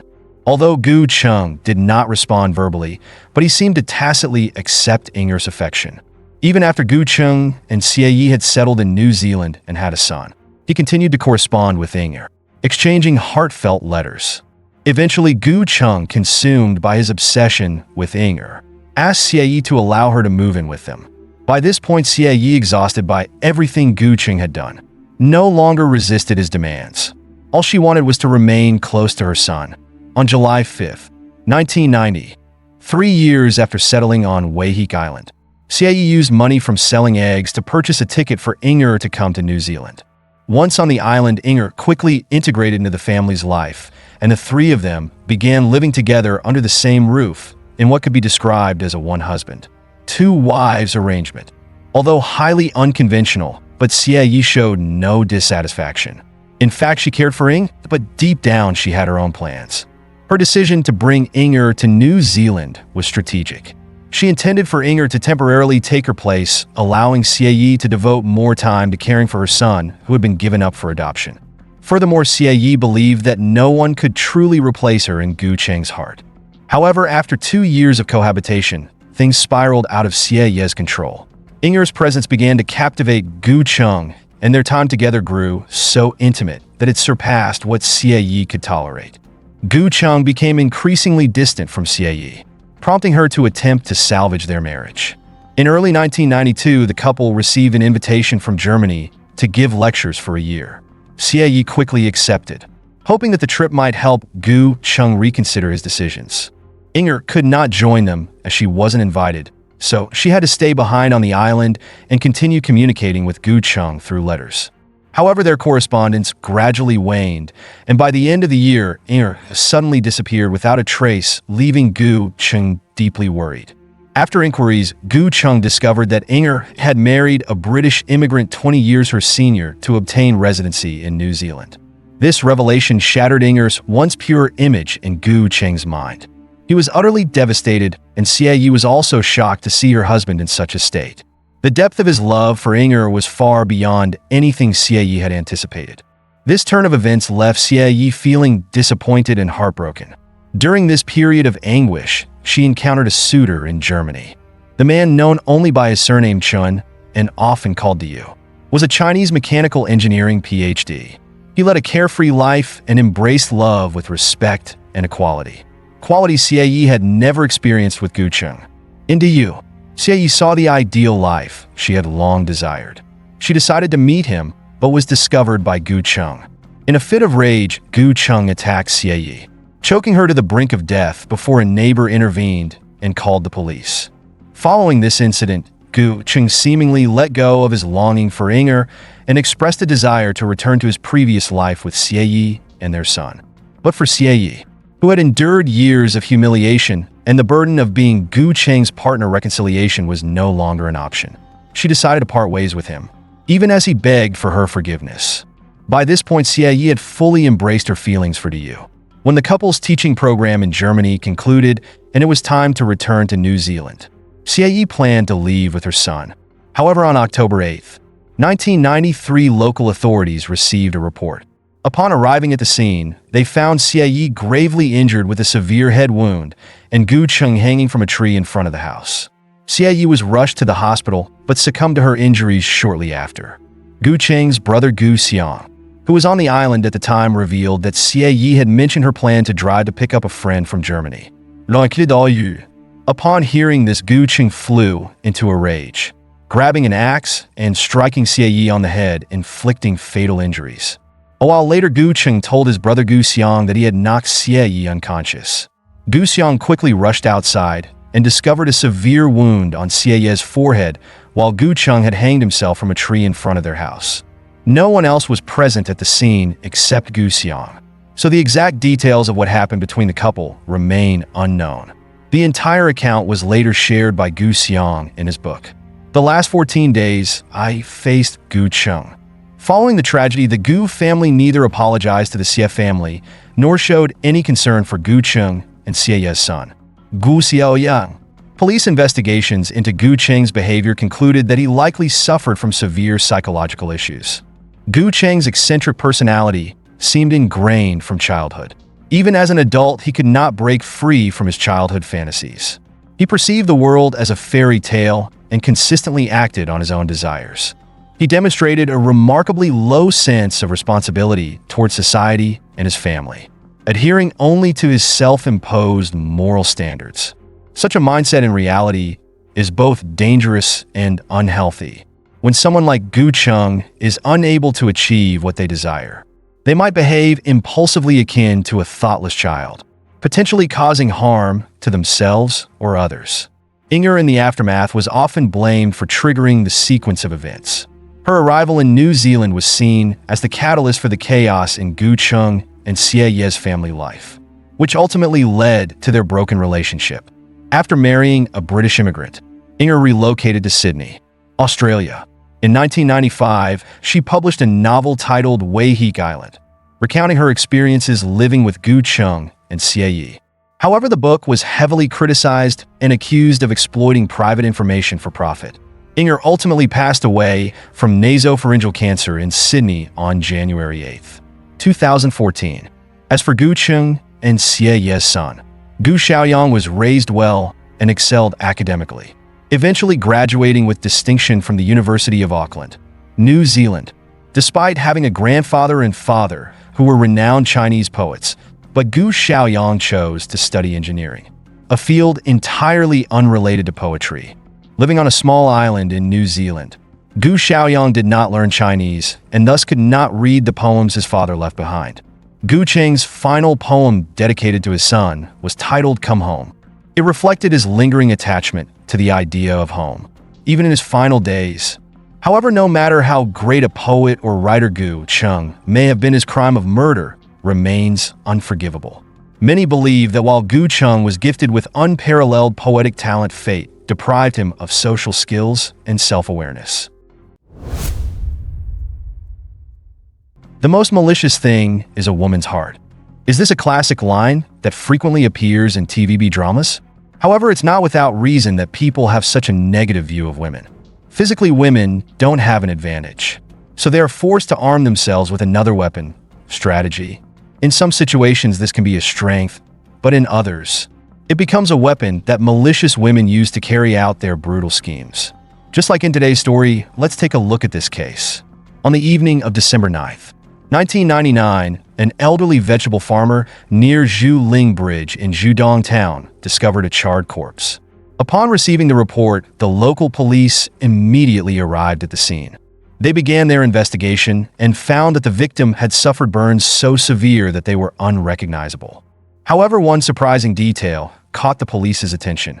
Despite the extreme burns making it impossible to identify the person, the soles of the victim's feet were still clean. This led them to believe that the victim might have poured gasoline on themselves and set themselves on fire. Could this be a suicide? The police thoroughly searched the scene and the surrounding area, but found no gasoline container or any fire-starting devices, such as a lighter. What was even more strange was that the victim's shoes were nowhere to be found.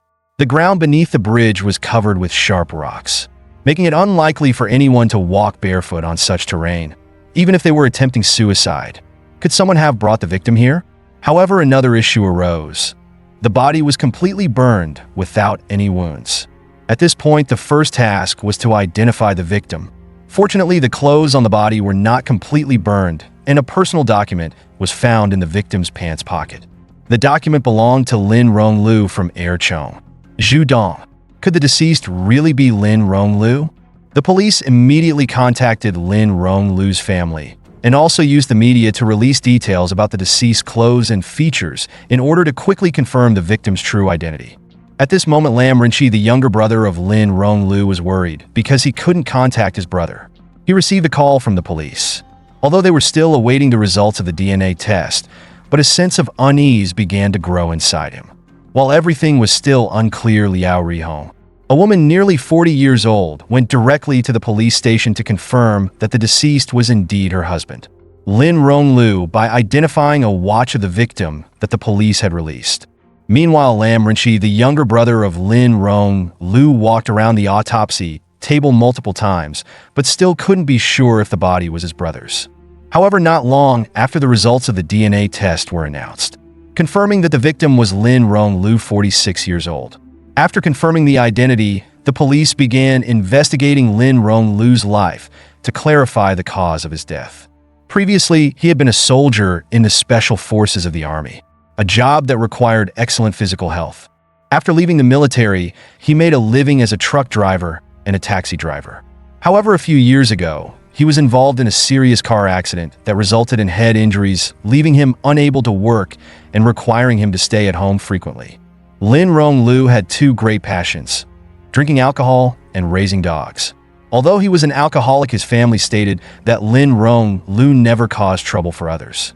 Moreover, he had 5 dogs and would often walk with them in his free time. Lin Rong Lu's life seemed simple and peaceful, so who would want to harm him? During the police interrogation, Lin Rong Lu's younger brother and nephew provided an important piece of information. Lam Ritchie revealed that just 4 months before the incident, Lin Rong Lu had been involved in a series of accidents, including 2 car accidents and 3 fires. Every house he moved to was mysteriously burned down. But it didn't stop there. He had also been unexpectedly stabbed during that period, so it was very rare for Lin Rong Lu's body to have no signs of injury. However, Lin Rong Lu believed that it was simply bad luck, and his family and friends also thought these incidents were just accidents, likely due to his alcohol-induced carelessness. Things worsened when these seemingly rare accidents turned into a tragic murder for Lin Rong Lu.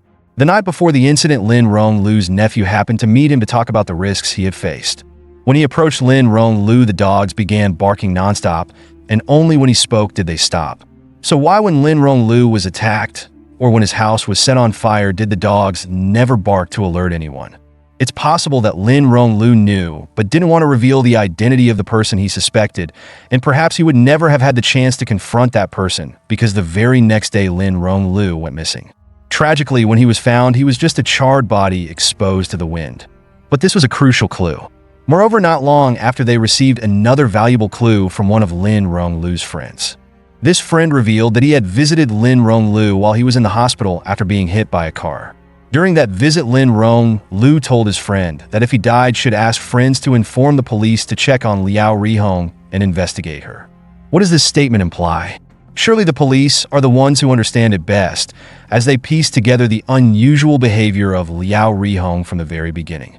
The words she spoke to her nephew and the friend of Lin Rong Lu before his death. Could Liao Rihong be closely involved in the death of her husband, the man she shared her life with? Liao Rihong and Lin Rong Lu had been married for 20 years and had 2 daughters. Initially, their relationship was quite good despite occasional arguments.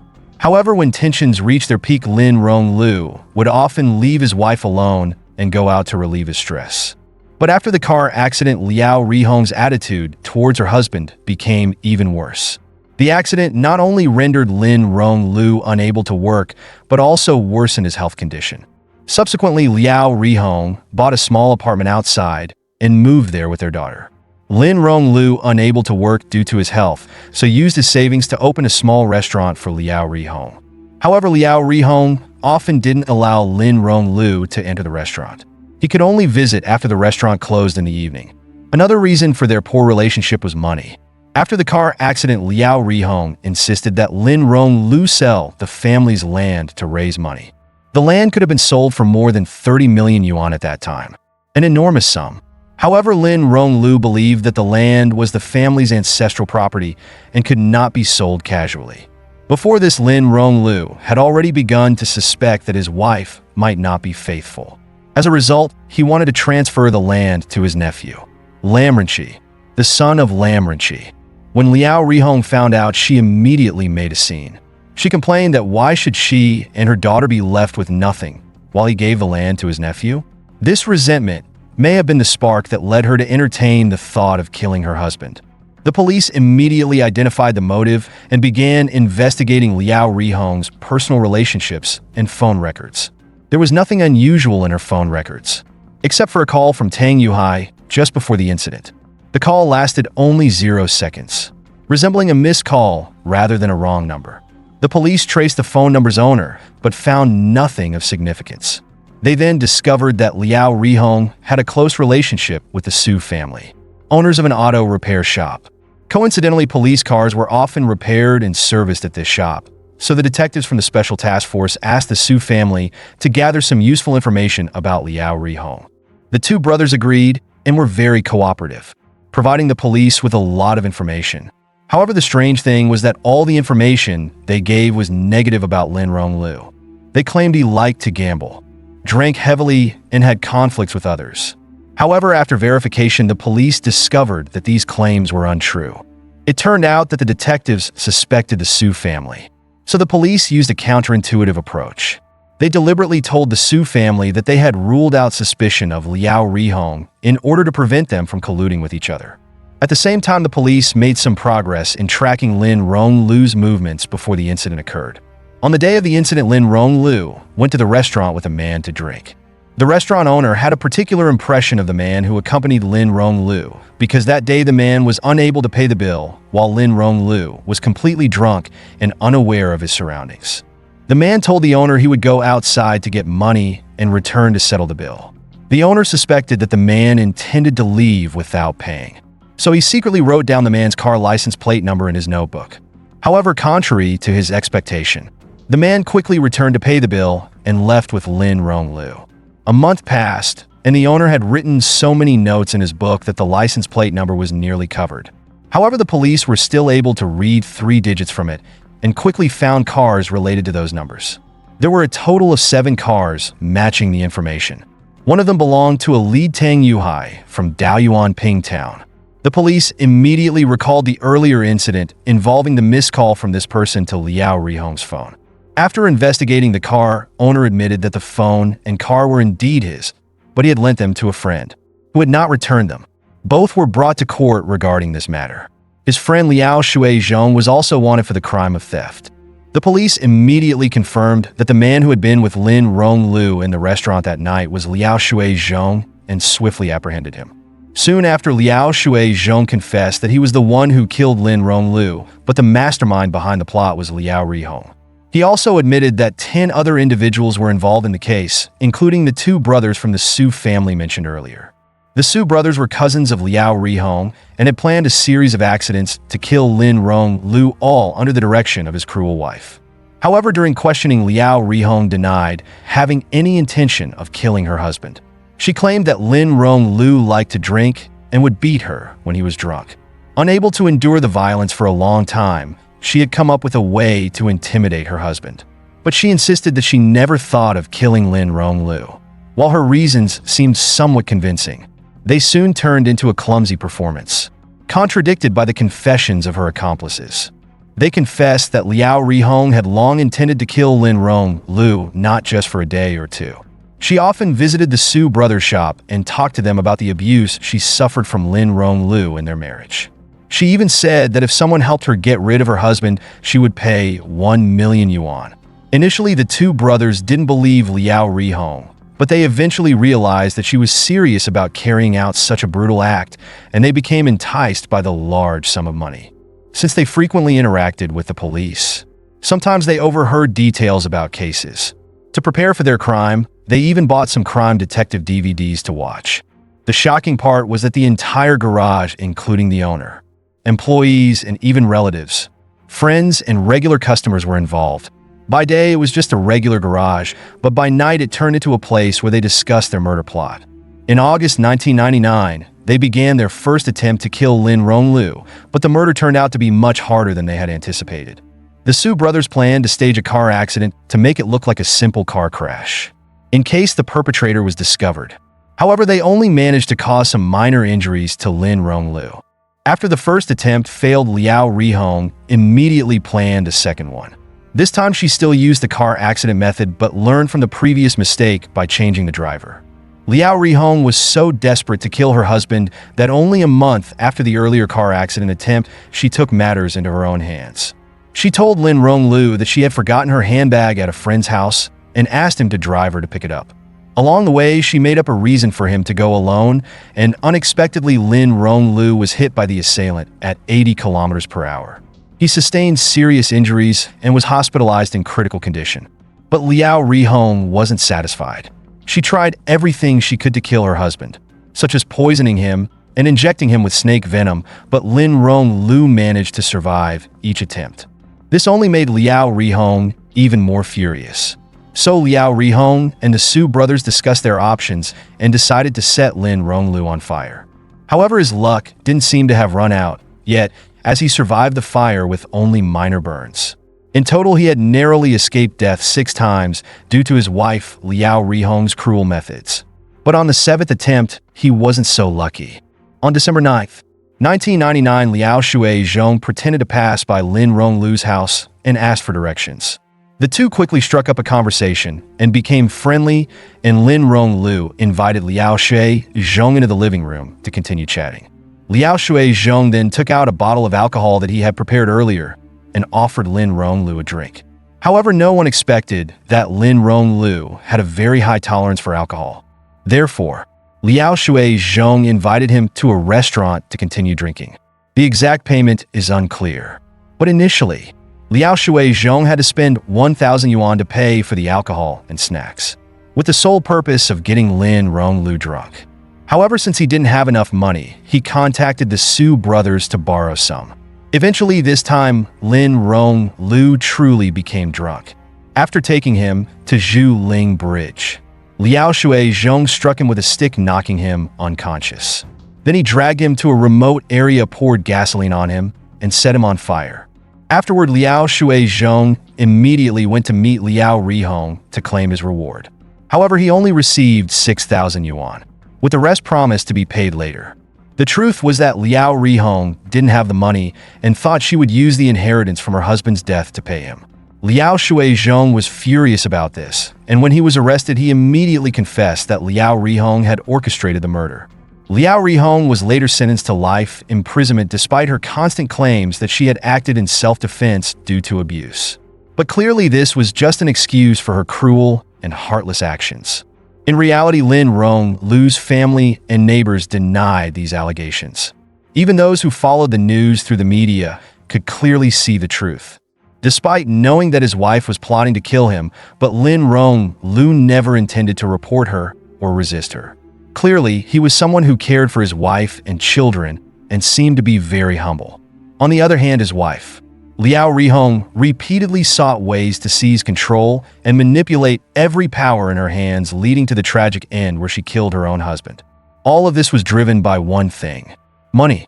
One wonders if she ever thought about whether the money was worth sacrificing all the years of love and marriage they shared. When we think of high-tech criminals, we often associate them with individuals possessing extraordinary intelligence, advanced education, and exceptional specialized skills. These perpetrators often commit crimes without leaving any trace, shrouded in an aura of terrifying mystery. Today, we will examine a representative high-tech crime case that caused an uproar across China. On September 11th, 2003, coinciding with the Mid-Autumn Festival in Suzhou City, Jiangsu Province, a renowned heart surgeon named Gu Xiying received an urgent phone call. The call delivered devastating news. His daughter, Gu Xi, had suffered a heart attack, stopped breathing, and was undergoing emergency treatment at the hospital. Around 10:20 p.m. that night, Dr. Xiying rushed to the hospital. As he entered the emergency room, he saw his daughter lying weakly on the hospital bed. Despite calling in a team of specialists and exhausting every effort to save her, it was all in vain. After 2 relentless hours of trying, Dr. Xiying realized there was no hope of saving his daughter. This high-tech criminal had robbed Gu Xi of her life, leaving a profound and irreparable loss for her family. The hospital was enveloped in grief and despair. Qiu Xiaoqiang, Gu Xi's husband, lay beside his wife's body, overcome with inconsolable sorrow. At that moment, Dr. Xiying, the director of the cardiothoracic surgery department at Suzhou Medical College Hospital, was overwhelmed. His son-in-law, Qiu Xiaoqiang, also a renowned surgeon whom he had personally trained, was equally devastated. 2 years earlier, Gu Xi had mentioned to her father that she often felt a persistent pain in her chest. However, no one could have anticipated that this discomfort would ultimately lead to her tragic and untimely death. Even though both Dr. Xiying and Qiu Xiaoqiang were skilled and respected physicians, but they could not pinpoint the cause of her cardiac symptoms. The situation became even stranger when Gu Si passed away with symptoms including abdominal bloating, bruising on her body, dilated pupils, and signs of vomiting. Dr. Seeing began to suspect that his daughter's death might not be merely due to a heart attack. He questioned whether a type of toxin might have affected her heart. Consequently, he collected samples of his daughter's vomit and carefully packed them to send to the Suzhou Center for Disease Control and Prevention. Around 3 a.m. the following day, Dr. Seeing privately called his son-in-law, Qiu Xiaoqiang, for a conversation. He emphasized that both of them were doctors and that Gu Si's death was an abnormal case. He believed Qiu Xiaoqiang was capable of diagnosing and treating the condition in time. However, Qiu Xiaoqiang only replied that his wife had died of a heart attack while his expression grew increasingly confused and pale, determined to uncover the truth. Dr. Seeing insisted on an autopsy. Upon hearing this, Qiu Xiaoqiang's demeanor immediately became dejected. He collapsed to the ground, clutching his head and clenching his teeth, repeatedly exclaiming that he had no idea what had happened. His mental state began to deteriorate following his wife's death.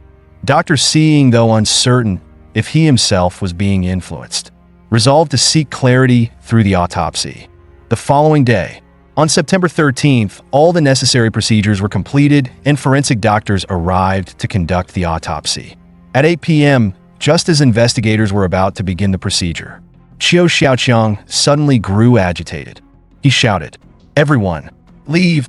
I can't bear to see my wife endure more pain." However, since the procedures had already been registered, the doctors could not abandon the process. Qiu Xiaoqiang unexpectedly pleaded with his father-in-law to halt the autopsy, acting clumsily and even shouting angrily, "Gu Si is dead, and you still want to make her suffer?" Nevertheless, Dr. Seeing remained adamant about proceeding with the autopsy, leading to a heated argument between the two.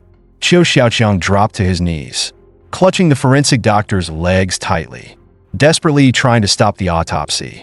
Eventually, others had to drag Qiu Xiaoqiang away from the scene. The autopsy proceeded as per protocol, and following its conclusion, the body was cremated.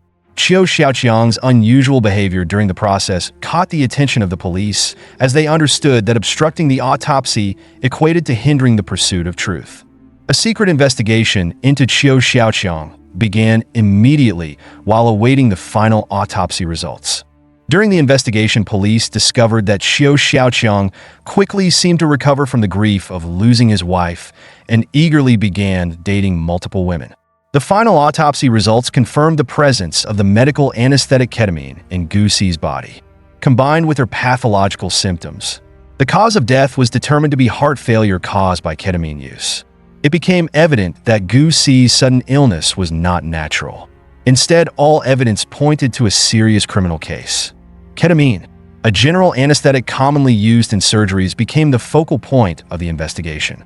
When injected intravenously or intramuscularly, ketamine rapidly induces unconsciousness.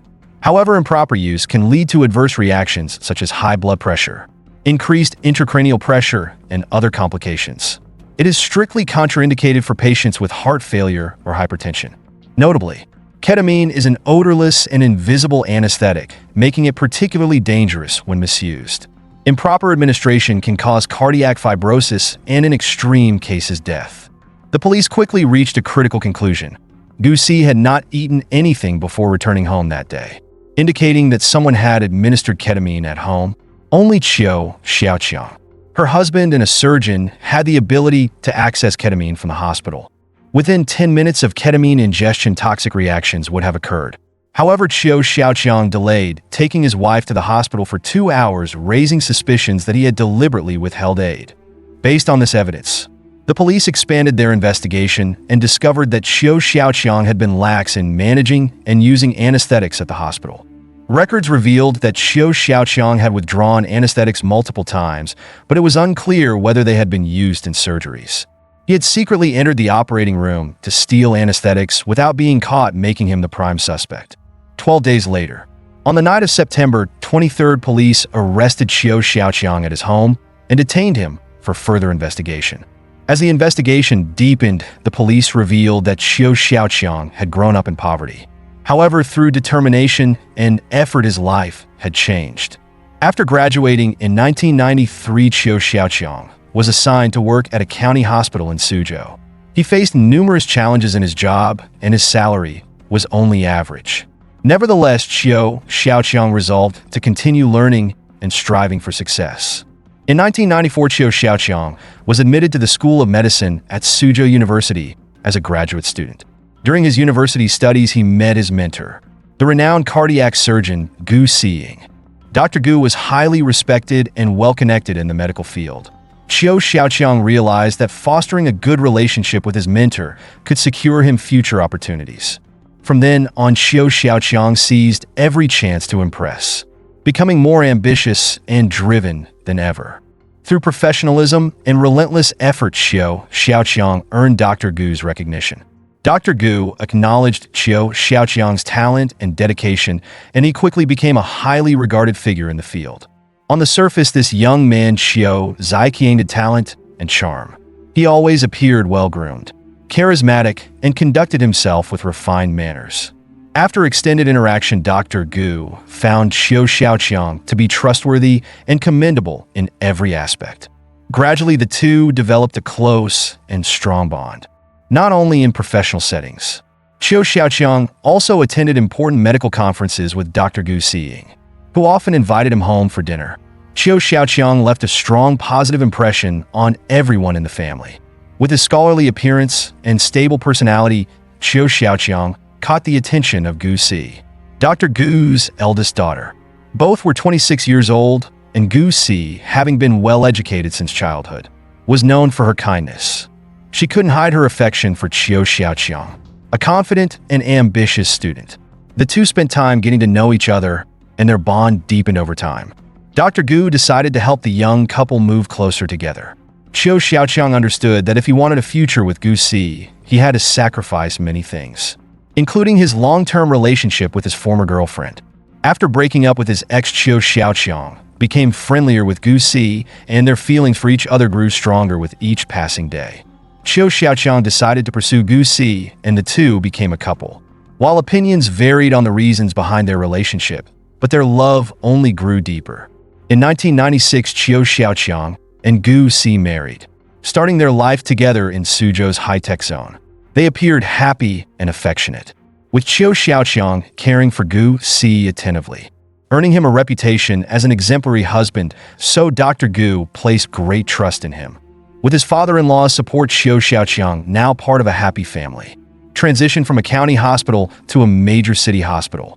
His exceptional medical skills and professionalism quickly earned him admiration, making him a respected doctor. Chiu Xiaoqiang's career continued to develop steadily and successfully. For years after their marriage, the couple welcomed their first daughter, adding sweetness to their already happy life. However, beneath the harmonious and warm exterior, cracks began to form. In early 2001, a trainee nurse joined Chiu Xiaoqiang's department. Through workplace interactions, Chiu Xiaoqiang developed a favorable impression of her. A promising young doctor with a bright future, Chiu Xiaoqiang was admired by the young nurse for his success. This admiration sparked a new love story between them. As their feelings grew deeper, they began flirting, marking the start of an extramarital affair. Around the same time, Zhang, a talented female doctor from a prestigious county hospital, joined Chiu Xiaoqiang's medical team.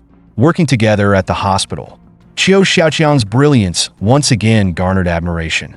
Zhang, too, became attracted to him, and their relationship quickly grew close. While Chiu Xiaoqiang began involving himself with multiple lovers, his relationship with Zhang became particularly significant. Zhang even pressured him to divorce his wife to be with her. Chiu Xiaoqiang secretly brought his lover home on multiple occasions, but when Gu Xi found out, he always managed to keep silent with various excuses. As a wife, Gu Xi couldn't ignore these suspicions, yet she chose not to confide in her father or confront her husband directly. By then, Chiu Xiaoqiang had become obsessed with his new lover, viewing Gu Xi as an obstacle in his life. Divorce, however, was out of the question. Chiu Xiaoqiang knew that his career and family were tightly linked, as all thanks to his father-in-law's influence and reputation. If their relationship broke down, his future would be ruined. He also feared losing the chance to have a beautiful wife again. In short, the cost of a divorce was too high and chaotic. Thus, Chiu Xiaoqiang devised a cruel plan to eliminate his wife while preserving his wealth and status. The plan was a prolonged and secretive murder scheme aimed at ensuring Gu Si's complete disappearance. As a surgeon, Chiu Xiaoqiang possessed in-depth knowledge of anesthetics and their dangers. He decided to use ketamine, an anesthetic, to execute his plan. Taking advantage of his hospital position, Chiu Xiaoqiang illicitly acquired the drug multiple times. Afterward, Chiu Xiaoqiang mixed anesthetic drugs into his wife's water and beverages. He always thoughtfully brought tea and water to his wife, adding small doses of the drug each time to avoid raising suspicion. As a result, Gu Si began experiencing heart problems. She frequently felt unwell and had to visit doctors. Each time she fell ill, Chiu Xiaoqiang pretended to treat her and assured her she had recovered after a simple foredrip. Chiu Xiaoqiang used this opportunity to spread rumors about his wife's heart condition. When Gu Si's illnesses and medical checkups showed no abnormalities, Chiu Xiaoqiang decided it was time to execute the final part of his plan. In August 2003, he stole 8 vials of ketamine, each containing 100 milligrams from the hospital's operating room. On September 5th, Chiu Xiaoqiang dissolved 3 vials into a pre-made cup of coffee for his wife. While at the hospital, he called her and invited her to drink the coffee. As a result, Gu Si quickly suffered a heart attack and fell into critical condition. Chiu Xiaoqiang immediately called the hospital but did not return home. However, this time, Gu Si survived after emergency treatment as the drug dose was insufficient to be fatal. Following this failed attempt, Chiu Xiaoqiang sought another opportunity to kill his wife. 6 days later, on September 11th, during the Mid-Autumn Festival, Chiu Xiaoqiang repeated his previous plan, deciding to increase the drug dosage. At 8 p.m., he poured the remaining 5 vials of ketamine into coffee. After Gu Si drank it, she experienced severe breathing difficulties and became critically ill. This time, Chiu Xiaoqiang was present at the scene and helped move Gu Si to the bedroom to rest. As he watched his wife struggle in pain, Chiu Xiaoqiang pretended to comfort her while secretly washing the coffee cup on the spot. He monitored her condition for 2 hours, deliberately delaying any action. When Chiu Xiaoqiang realized Gu Si was on the verge of death, he finally rushed her to the hospital for emergency care. He then called her family, including her father. This time, Gu Si could not escape her tragic fate. On December 17, 2003, more than 3 months later, the Suzhou People's Court held a public trial. Chiu Xiaoqiang, the defendant in the case, reversed his earlier statements and denied all crimes committed before September 11th. He claimed that he had spent most of his time at the hospital and had no opportunity to commit the crime. Chiu Xiaoqiang insisted he had promptly performed rescue actions when the incident occurred. After 6 tense hours of trial, the judge announced that sentencing would take place on January 2nd, 2004. At around 10 a.m. on that day, the full verdict was read. Dr. Chiu Xiaoqiang was sentenced to death for invisibly murdering his wife using anesthetic drugs. Over 2 years, Chiu Xiaoqiang had used his professional expertise to systematically harm his wife's body with anesthetics, leaving everyone bewildered. No one could have imagined the extent of Chiu Xiaoqiang's cruelty. During the trial, Chiu Xiaoqiang argued that his relationship with Gu Si had been poor and that she had a hot temper and treated his family poorly. Initially dissatisfied with Gu Si, Chiu Xiaoqiang eventually started an affair. His growing discontent fueled his intention to kill his wife. Even Chiu Xiaoqiang's parents testified, stating that his marriage to Gu Si had been a mistake. Everyone was shocked by the statements from Chiu Xiaoqiang's family. They believed Chiu Xiaoqiang had schemed to climb the big tree of Gu Si's family, ultimately gaining the reputation and wealth he had desired. This story is truly a real-life tragedy. What are your thoughts on today's case? Today I'll share with you a case that began as a joyful trip filled with laughter, but took an unexpectedly dark turn at the last moment. People often say that beauty comes with a tragic fate, and that saying rings true in the case of Su Tai, a promising young model. Su Tai was born in 1985 in Tingzhou City, Shandong Province, China.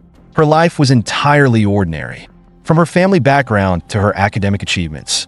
However, she made up for it with a good personality and remarkable patience. She was known for her bright smile and graceful, attractive appearance. Thanks to her looks, so when the Lunan Fertilizer Factory, where her father worked, organized a fashion show, he recommended her to join the modeling team.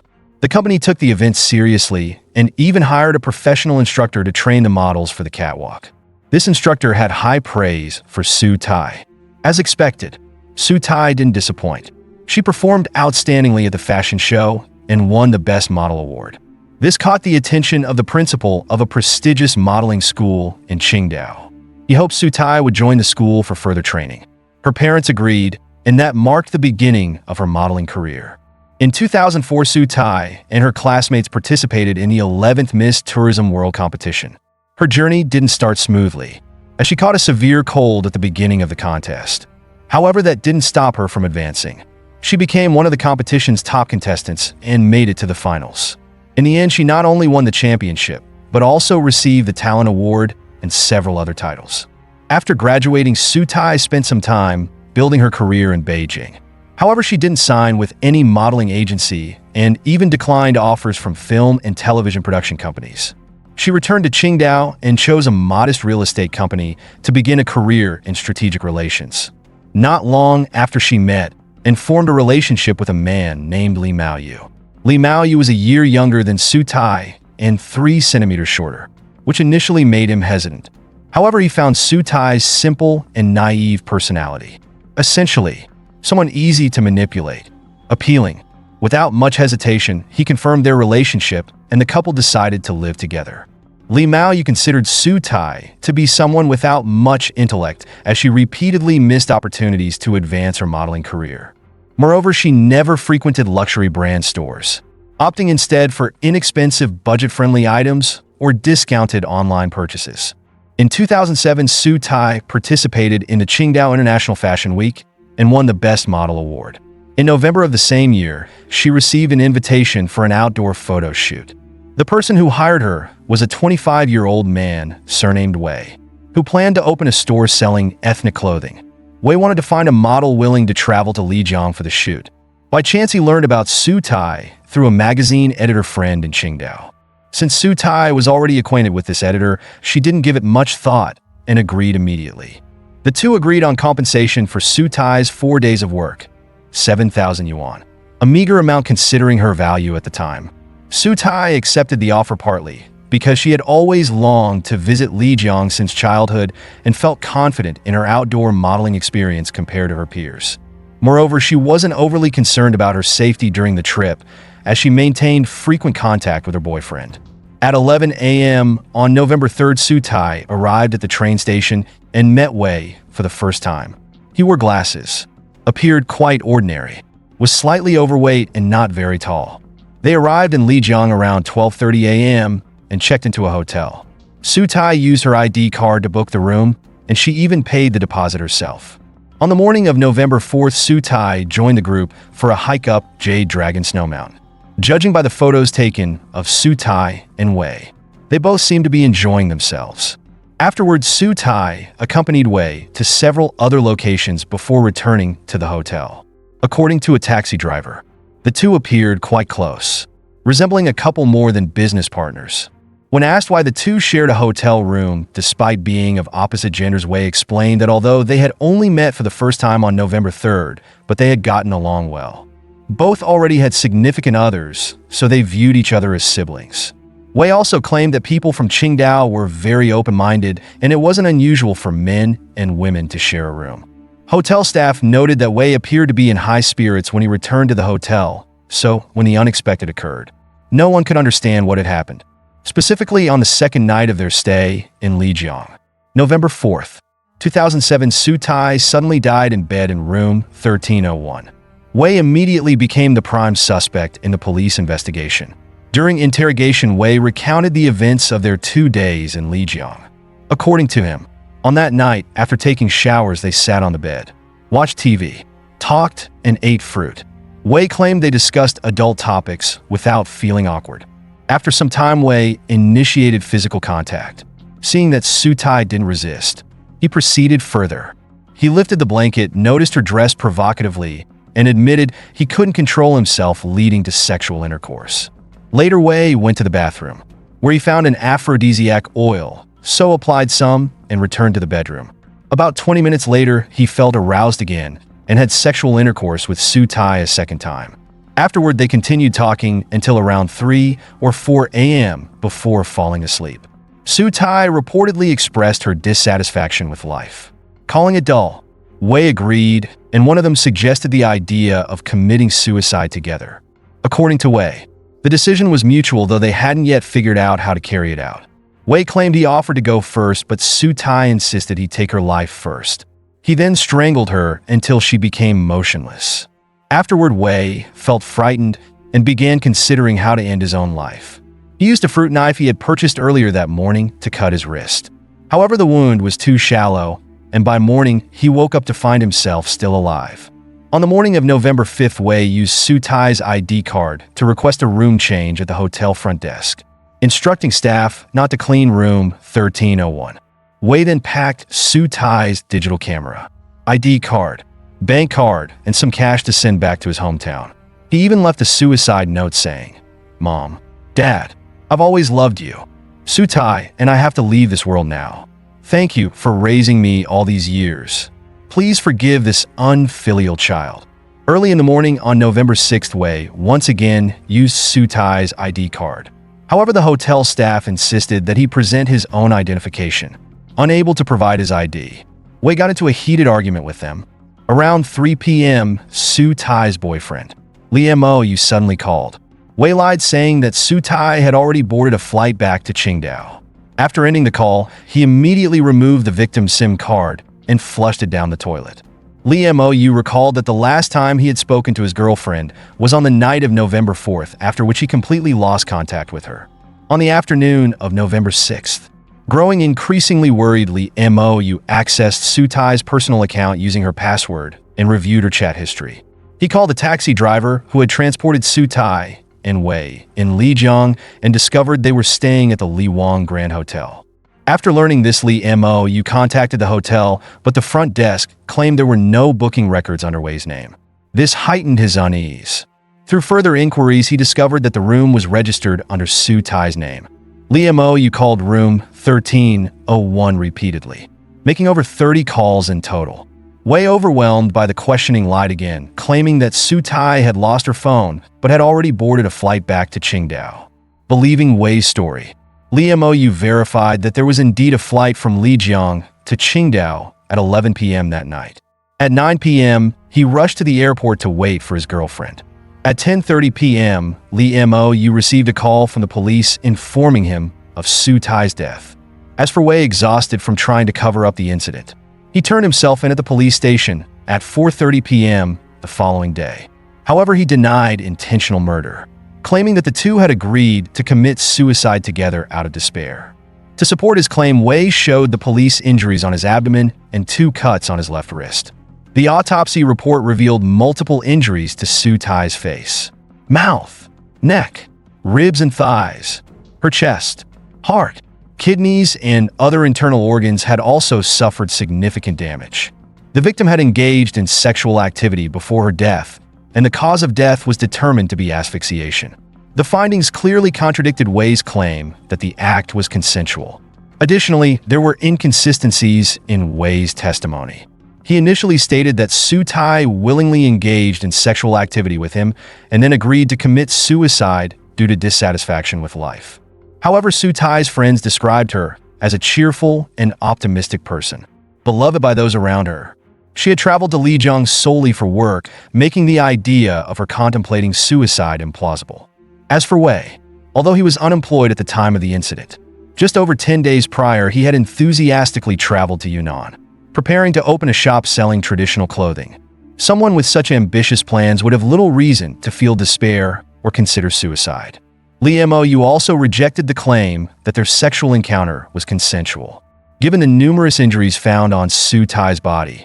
Sue Tai's parents were devastated by the news and demanded justice. They called for Wei's execution and sought compensation for financial and emotional damages amounting to 1.83 million yuan. On December 3, 2008, the Lijiang Intermediate People's Court issued a criminal and civil judgment. Wei's parents agreed to pay 400,000 yuan in compensation to Sue Tai's family. In the first instance judgment, announced on December 19th, Wei was found guilty of intentional murder.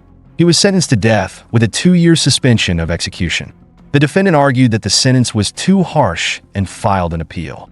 He claimed that not only was this his first offense, but he also voluntarily turned himself in, and his family was willing to compensate the victim's family. However, the court did not support his appeal, and the original sentence was upheld. To this day, Wei's motive for committing the crime remains a mystery. A netizen once analyzed the case, suggesting that Wei might have fallen in love with Su Tai at first sight, which prompted his impulsive decision to travel to Lijiang with her.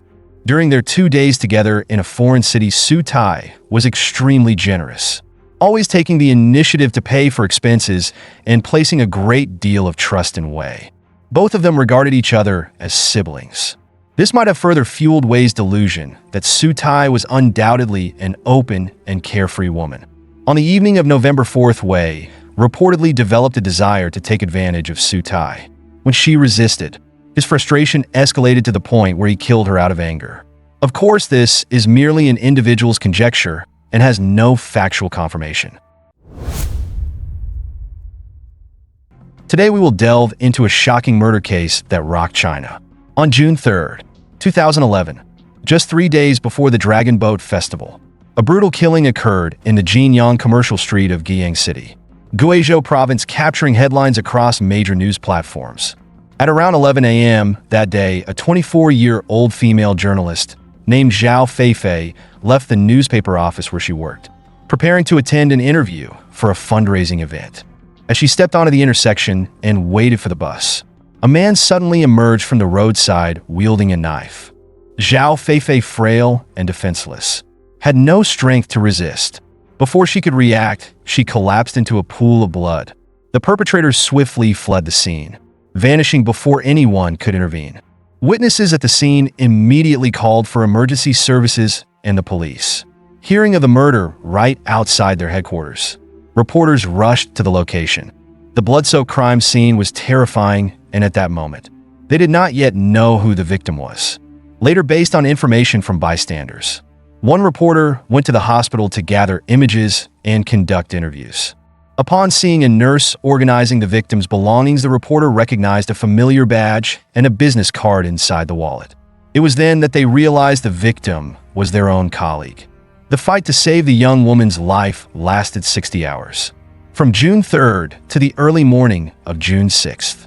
Despite the tireless efforts of top doctors, but her injuries were too severe. At 1 a.m. on June 6, Zhao Feifei was pronounced dead. After examination, doctors reported that the young woman had sustained 12 stab wounds all over her body. 9 on her head, 1 on her shoulder, and 2 on her left arm. 3 of these vicious wounds were fatal, ultimately claiming her life. Zhao Feifei, born and raised in Liang Village Town, Shishui County, Junyi, Guizhou Province, was a 24-year-old with a bright future. Her parents, a remarried couple, had given her a half-sister and a younger brother. In the family, Feifei was adored and respected for her intelligence and filial piety. From childhood to adulthood, she excelled in both academics and work, never causing trouble for her parents. In September 2010, a year before the tragedy, she joined the editorial team at Central Morning News as a reporter. To her colleagues, she was a cheerful, sociable, kind-hearted, and hard-working young woman. Feifei was always willing to share information and assist others, earning the affection and respect of many. Her promising career and bright future were cruelly cut short by this unexpected tragedy. Following the incident, the Guiyang police launched an investigation. Critical evidence was gathered from the crime scene, and eyewitnesses described the suspect as a man wearing black frame glasses, with short hair, approximately 1.6 meters tall. The suspect was quickly identified based on Zhao Feifei's personal relationships. He turned out to be her ex-boyfriend, Yuan Jing, the chief political and legal affairs journalist at the Guiyang City Daily, a journalist renowned for his manipulation of media and deep understanding of legal matters. Why would he commit such a heinous crime in broad daylight on crowded streets? The police immediately went to Yuan Jing's residence in Yunyan District, Guiyang, but found no trace of him. In his office, they discovered a set of 5 knives. one of which the longest was missing and matched the weapon left at the crime scene. The calculated nature of Yuan Jing's murderous intent was apparent from the outset. This brutality was not the result of impulsive actions, but rather meticulous planning. News of the crime spread across the internet, shocking the entire nation. By the second day after the incident, the police issued a nationwide wanted notice and offered a reward for capturing Yuan Jing. However, this was no easy task, as Yuan was a political and legal affairs journalist with the skills to resist investigations effectively. Everyone hoped for his swift arrest, but shockingly, he vanished like a ghost. It seemed he had long planned every aspect from the murder to his escape. The police could only pursue existing leads, yet capturing him proved far more challenging than initially anticipated. Investigators looked into Yuan Jing's social connections and potential hideouts. They quickly discovered that he had left Guizhou immediately after the crime and had gone on the run. The manhunt extended into October 2011. 4 months after the murder, police learned that Yuan Jing's father, a former worker in Fujian, had recently traveled to Dali, Yunnan. Although there was no direct connection between his father and Yuan in Dali, but this raised suspicions. Authorities discreetly sent a special agent to Yunnan to initiate further investigations. After a long wait, a breakthrough finally came in June 2012. A small shopping center in Yongping County, Dali, Yunnan became the end of Yuan Jing's escape. He had been working there under the alias Helin in the sales department. Guiyang police traveled to Dali and arrested him. When handcuffed, Yuan Jing requested to take a notebook with him. The notebook was filled with poems, essays, and journals he had written. Yuan was subsequently escorted back to Guiyang, where investigators noted his remarkable memory of all the events that had transpired. A long-standing, unresolved conflict between Yuan Jing and Zhao Feifei began to emerge. Yuan Jing and Zhao Feifei had once been in a romantic relationship, with Yuan being 1 year older than her. Both had grown up in Liang Village, Shishui County, and their homes were not far from each other. The two villages were only about 20 kilometers apart, and they had been classmates since middle school. Yuan Jing was intelligent and academically accomplished from a young age. However, in middle school, his mischievous nature began to surface. He committed a serious offense and was punished by the school, prompting him to consider dropping out. It was Zhao Feifei, his desk mate, who wrote a single line in his notebook that moved him deeply. This gesture prompted Yuan Jing to admit his mistakes to the school and teachers. He promised to study hard and work on improving himself. A single sentence from a girl awakened Yuan Jing's heart, and from that moment, he harbored deep gratitude toward Feifei. With diligence and dedication, he passed the high school entrance exam with exceptional scores and was admitted to Shishui No. 1 High School, the top school in the region. Zhao Feifei, on the other hand, was admitted to Shishui No. 5 High School. Shortly afterward, the two went public with their relationship. Yuan Jing continued to maintain his outstanding academic performance throughout high school. However, this model student shocked everyone when he violated criminal law while still in school. In 2005, after losing money in gambling, Yuan Jing collaborated with delinquents he met online to rob a taxi, stealing a phone and some cash. Several of his accomplices were arrested and detained, while Yuan Jing, as an accomplice, was sentenced to 3 years in prison with 4 years of probation. Yet the prison term was not enforced, and he escaped any immediate punishment. The school refrained from imposing any disciplinary actions on him due to his excellent academic record. This incident gave Yuan Jing the experience of breaking the law without facing consequences. It may have paved the way for his later disregard for legal boundaries. After graduating from high school, both Yuan Jing and Zhao Feifei were admitted to Guizhou University. In his village, Yuan Jing was regarded as a source of pride, the first person from the community to enter university. He was also celebrated as a top scholar in the liberal arts across Shishui County. Following their university graduation, Yuan Jing and Zhao Feifei began their internships together. They joined the Guiyang City Daily as full-time reporters, devoting themselves to their idealistic careers. At work, Yuan Jing displayed diligence, sharpness, and a knack for timely coverage of events. Yuan Jing's talent was quickly recognized by leadership. After just over a year on the job, he was promoted to senior political and legal affairs reporter. His career was progressing smoothly, and the future seemed promising. However, after his promotion, Yuan Jing's temperament changed. He became irritable and increasingly obsessed with achieving success quickly. Colleagues described him as talented, but at times overly paranoid and arrogant. He was difficult to work with, often dismissing the ideas and efforts of others, insisting that his way was always best. Zhao Feifei frequently advised him to adopt a more humble attitude, but her words fell on deaf ears. Eventually, Feifei chose to change jobs, transferring to Central Morning News in Guiyang City. Yuan Jing and Zhao Feifei, childhood friends whose careers seemed to be advancing harmoniously, appeared to be on a path toward marriage and building a happy home together. However, their 7-year relationship lacked one crucial element: emotional stability. Many issues began to emerge, hindering Yuan Jing and Zhao Feifei's relationship from progressing further. Among these was Yuan Jing's betrayal, as he began a new romance with another woman. When Feifei discovered the affair, she decided to end the relationship.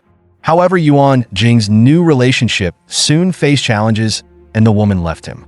At this point, Yuan Jing reflected on the love and kindness of his first relationship. Under Yuan Jing's persistent pleas, Feifei chose to forgive him and resumed their relationship. Yet Yuan Jing's deeply flawed character gradually came to light. Yuan Jing frequently subjected Feifei to violent beatings over trivial matters. They broke up and reconciled multiple times. Each time Yuan Jing resorted to violence, Feifei would express her desire to end the relationship for good. However, he would then beg for forgiveness, even kneeling in the middle of the road and crawling behind her for hundreds of meters, proclaiming his repentance. As always, Zhao Feifei forgave Yuan Jing despite her parents and friends knowing of his abusive behavior. Everyone believed Feifei was being foolish, but she revealed her inner struggle. The two had been together for so long that they had become deeply intertwined.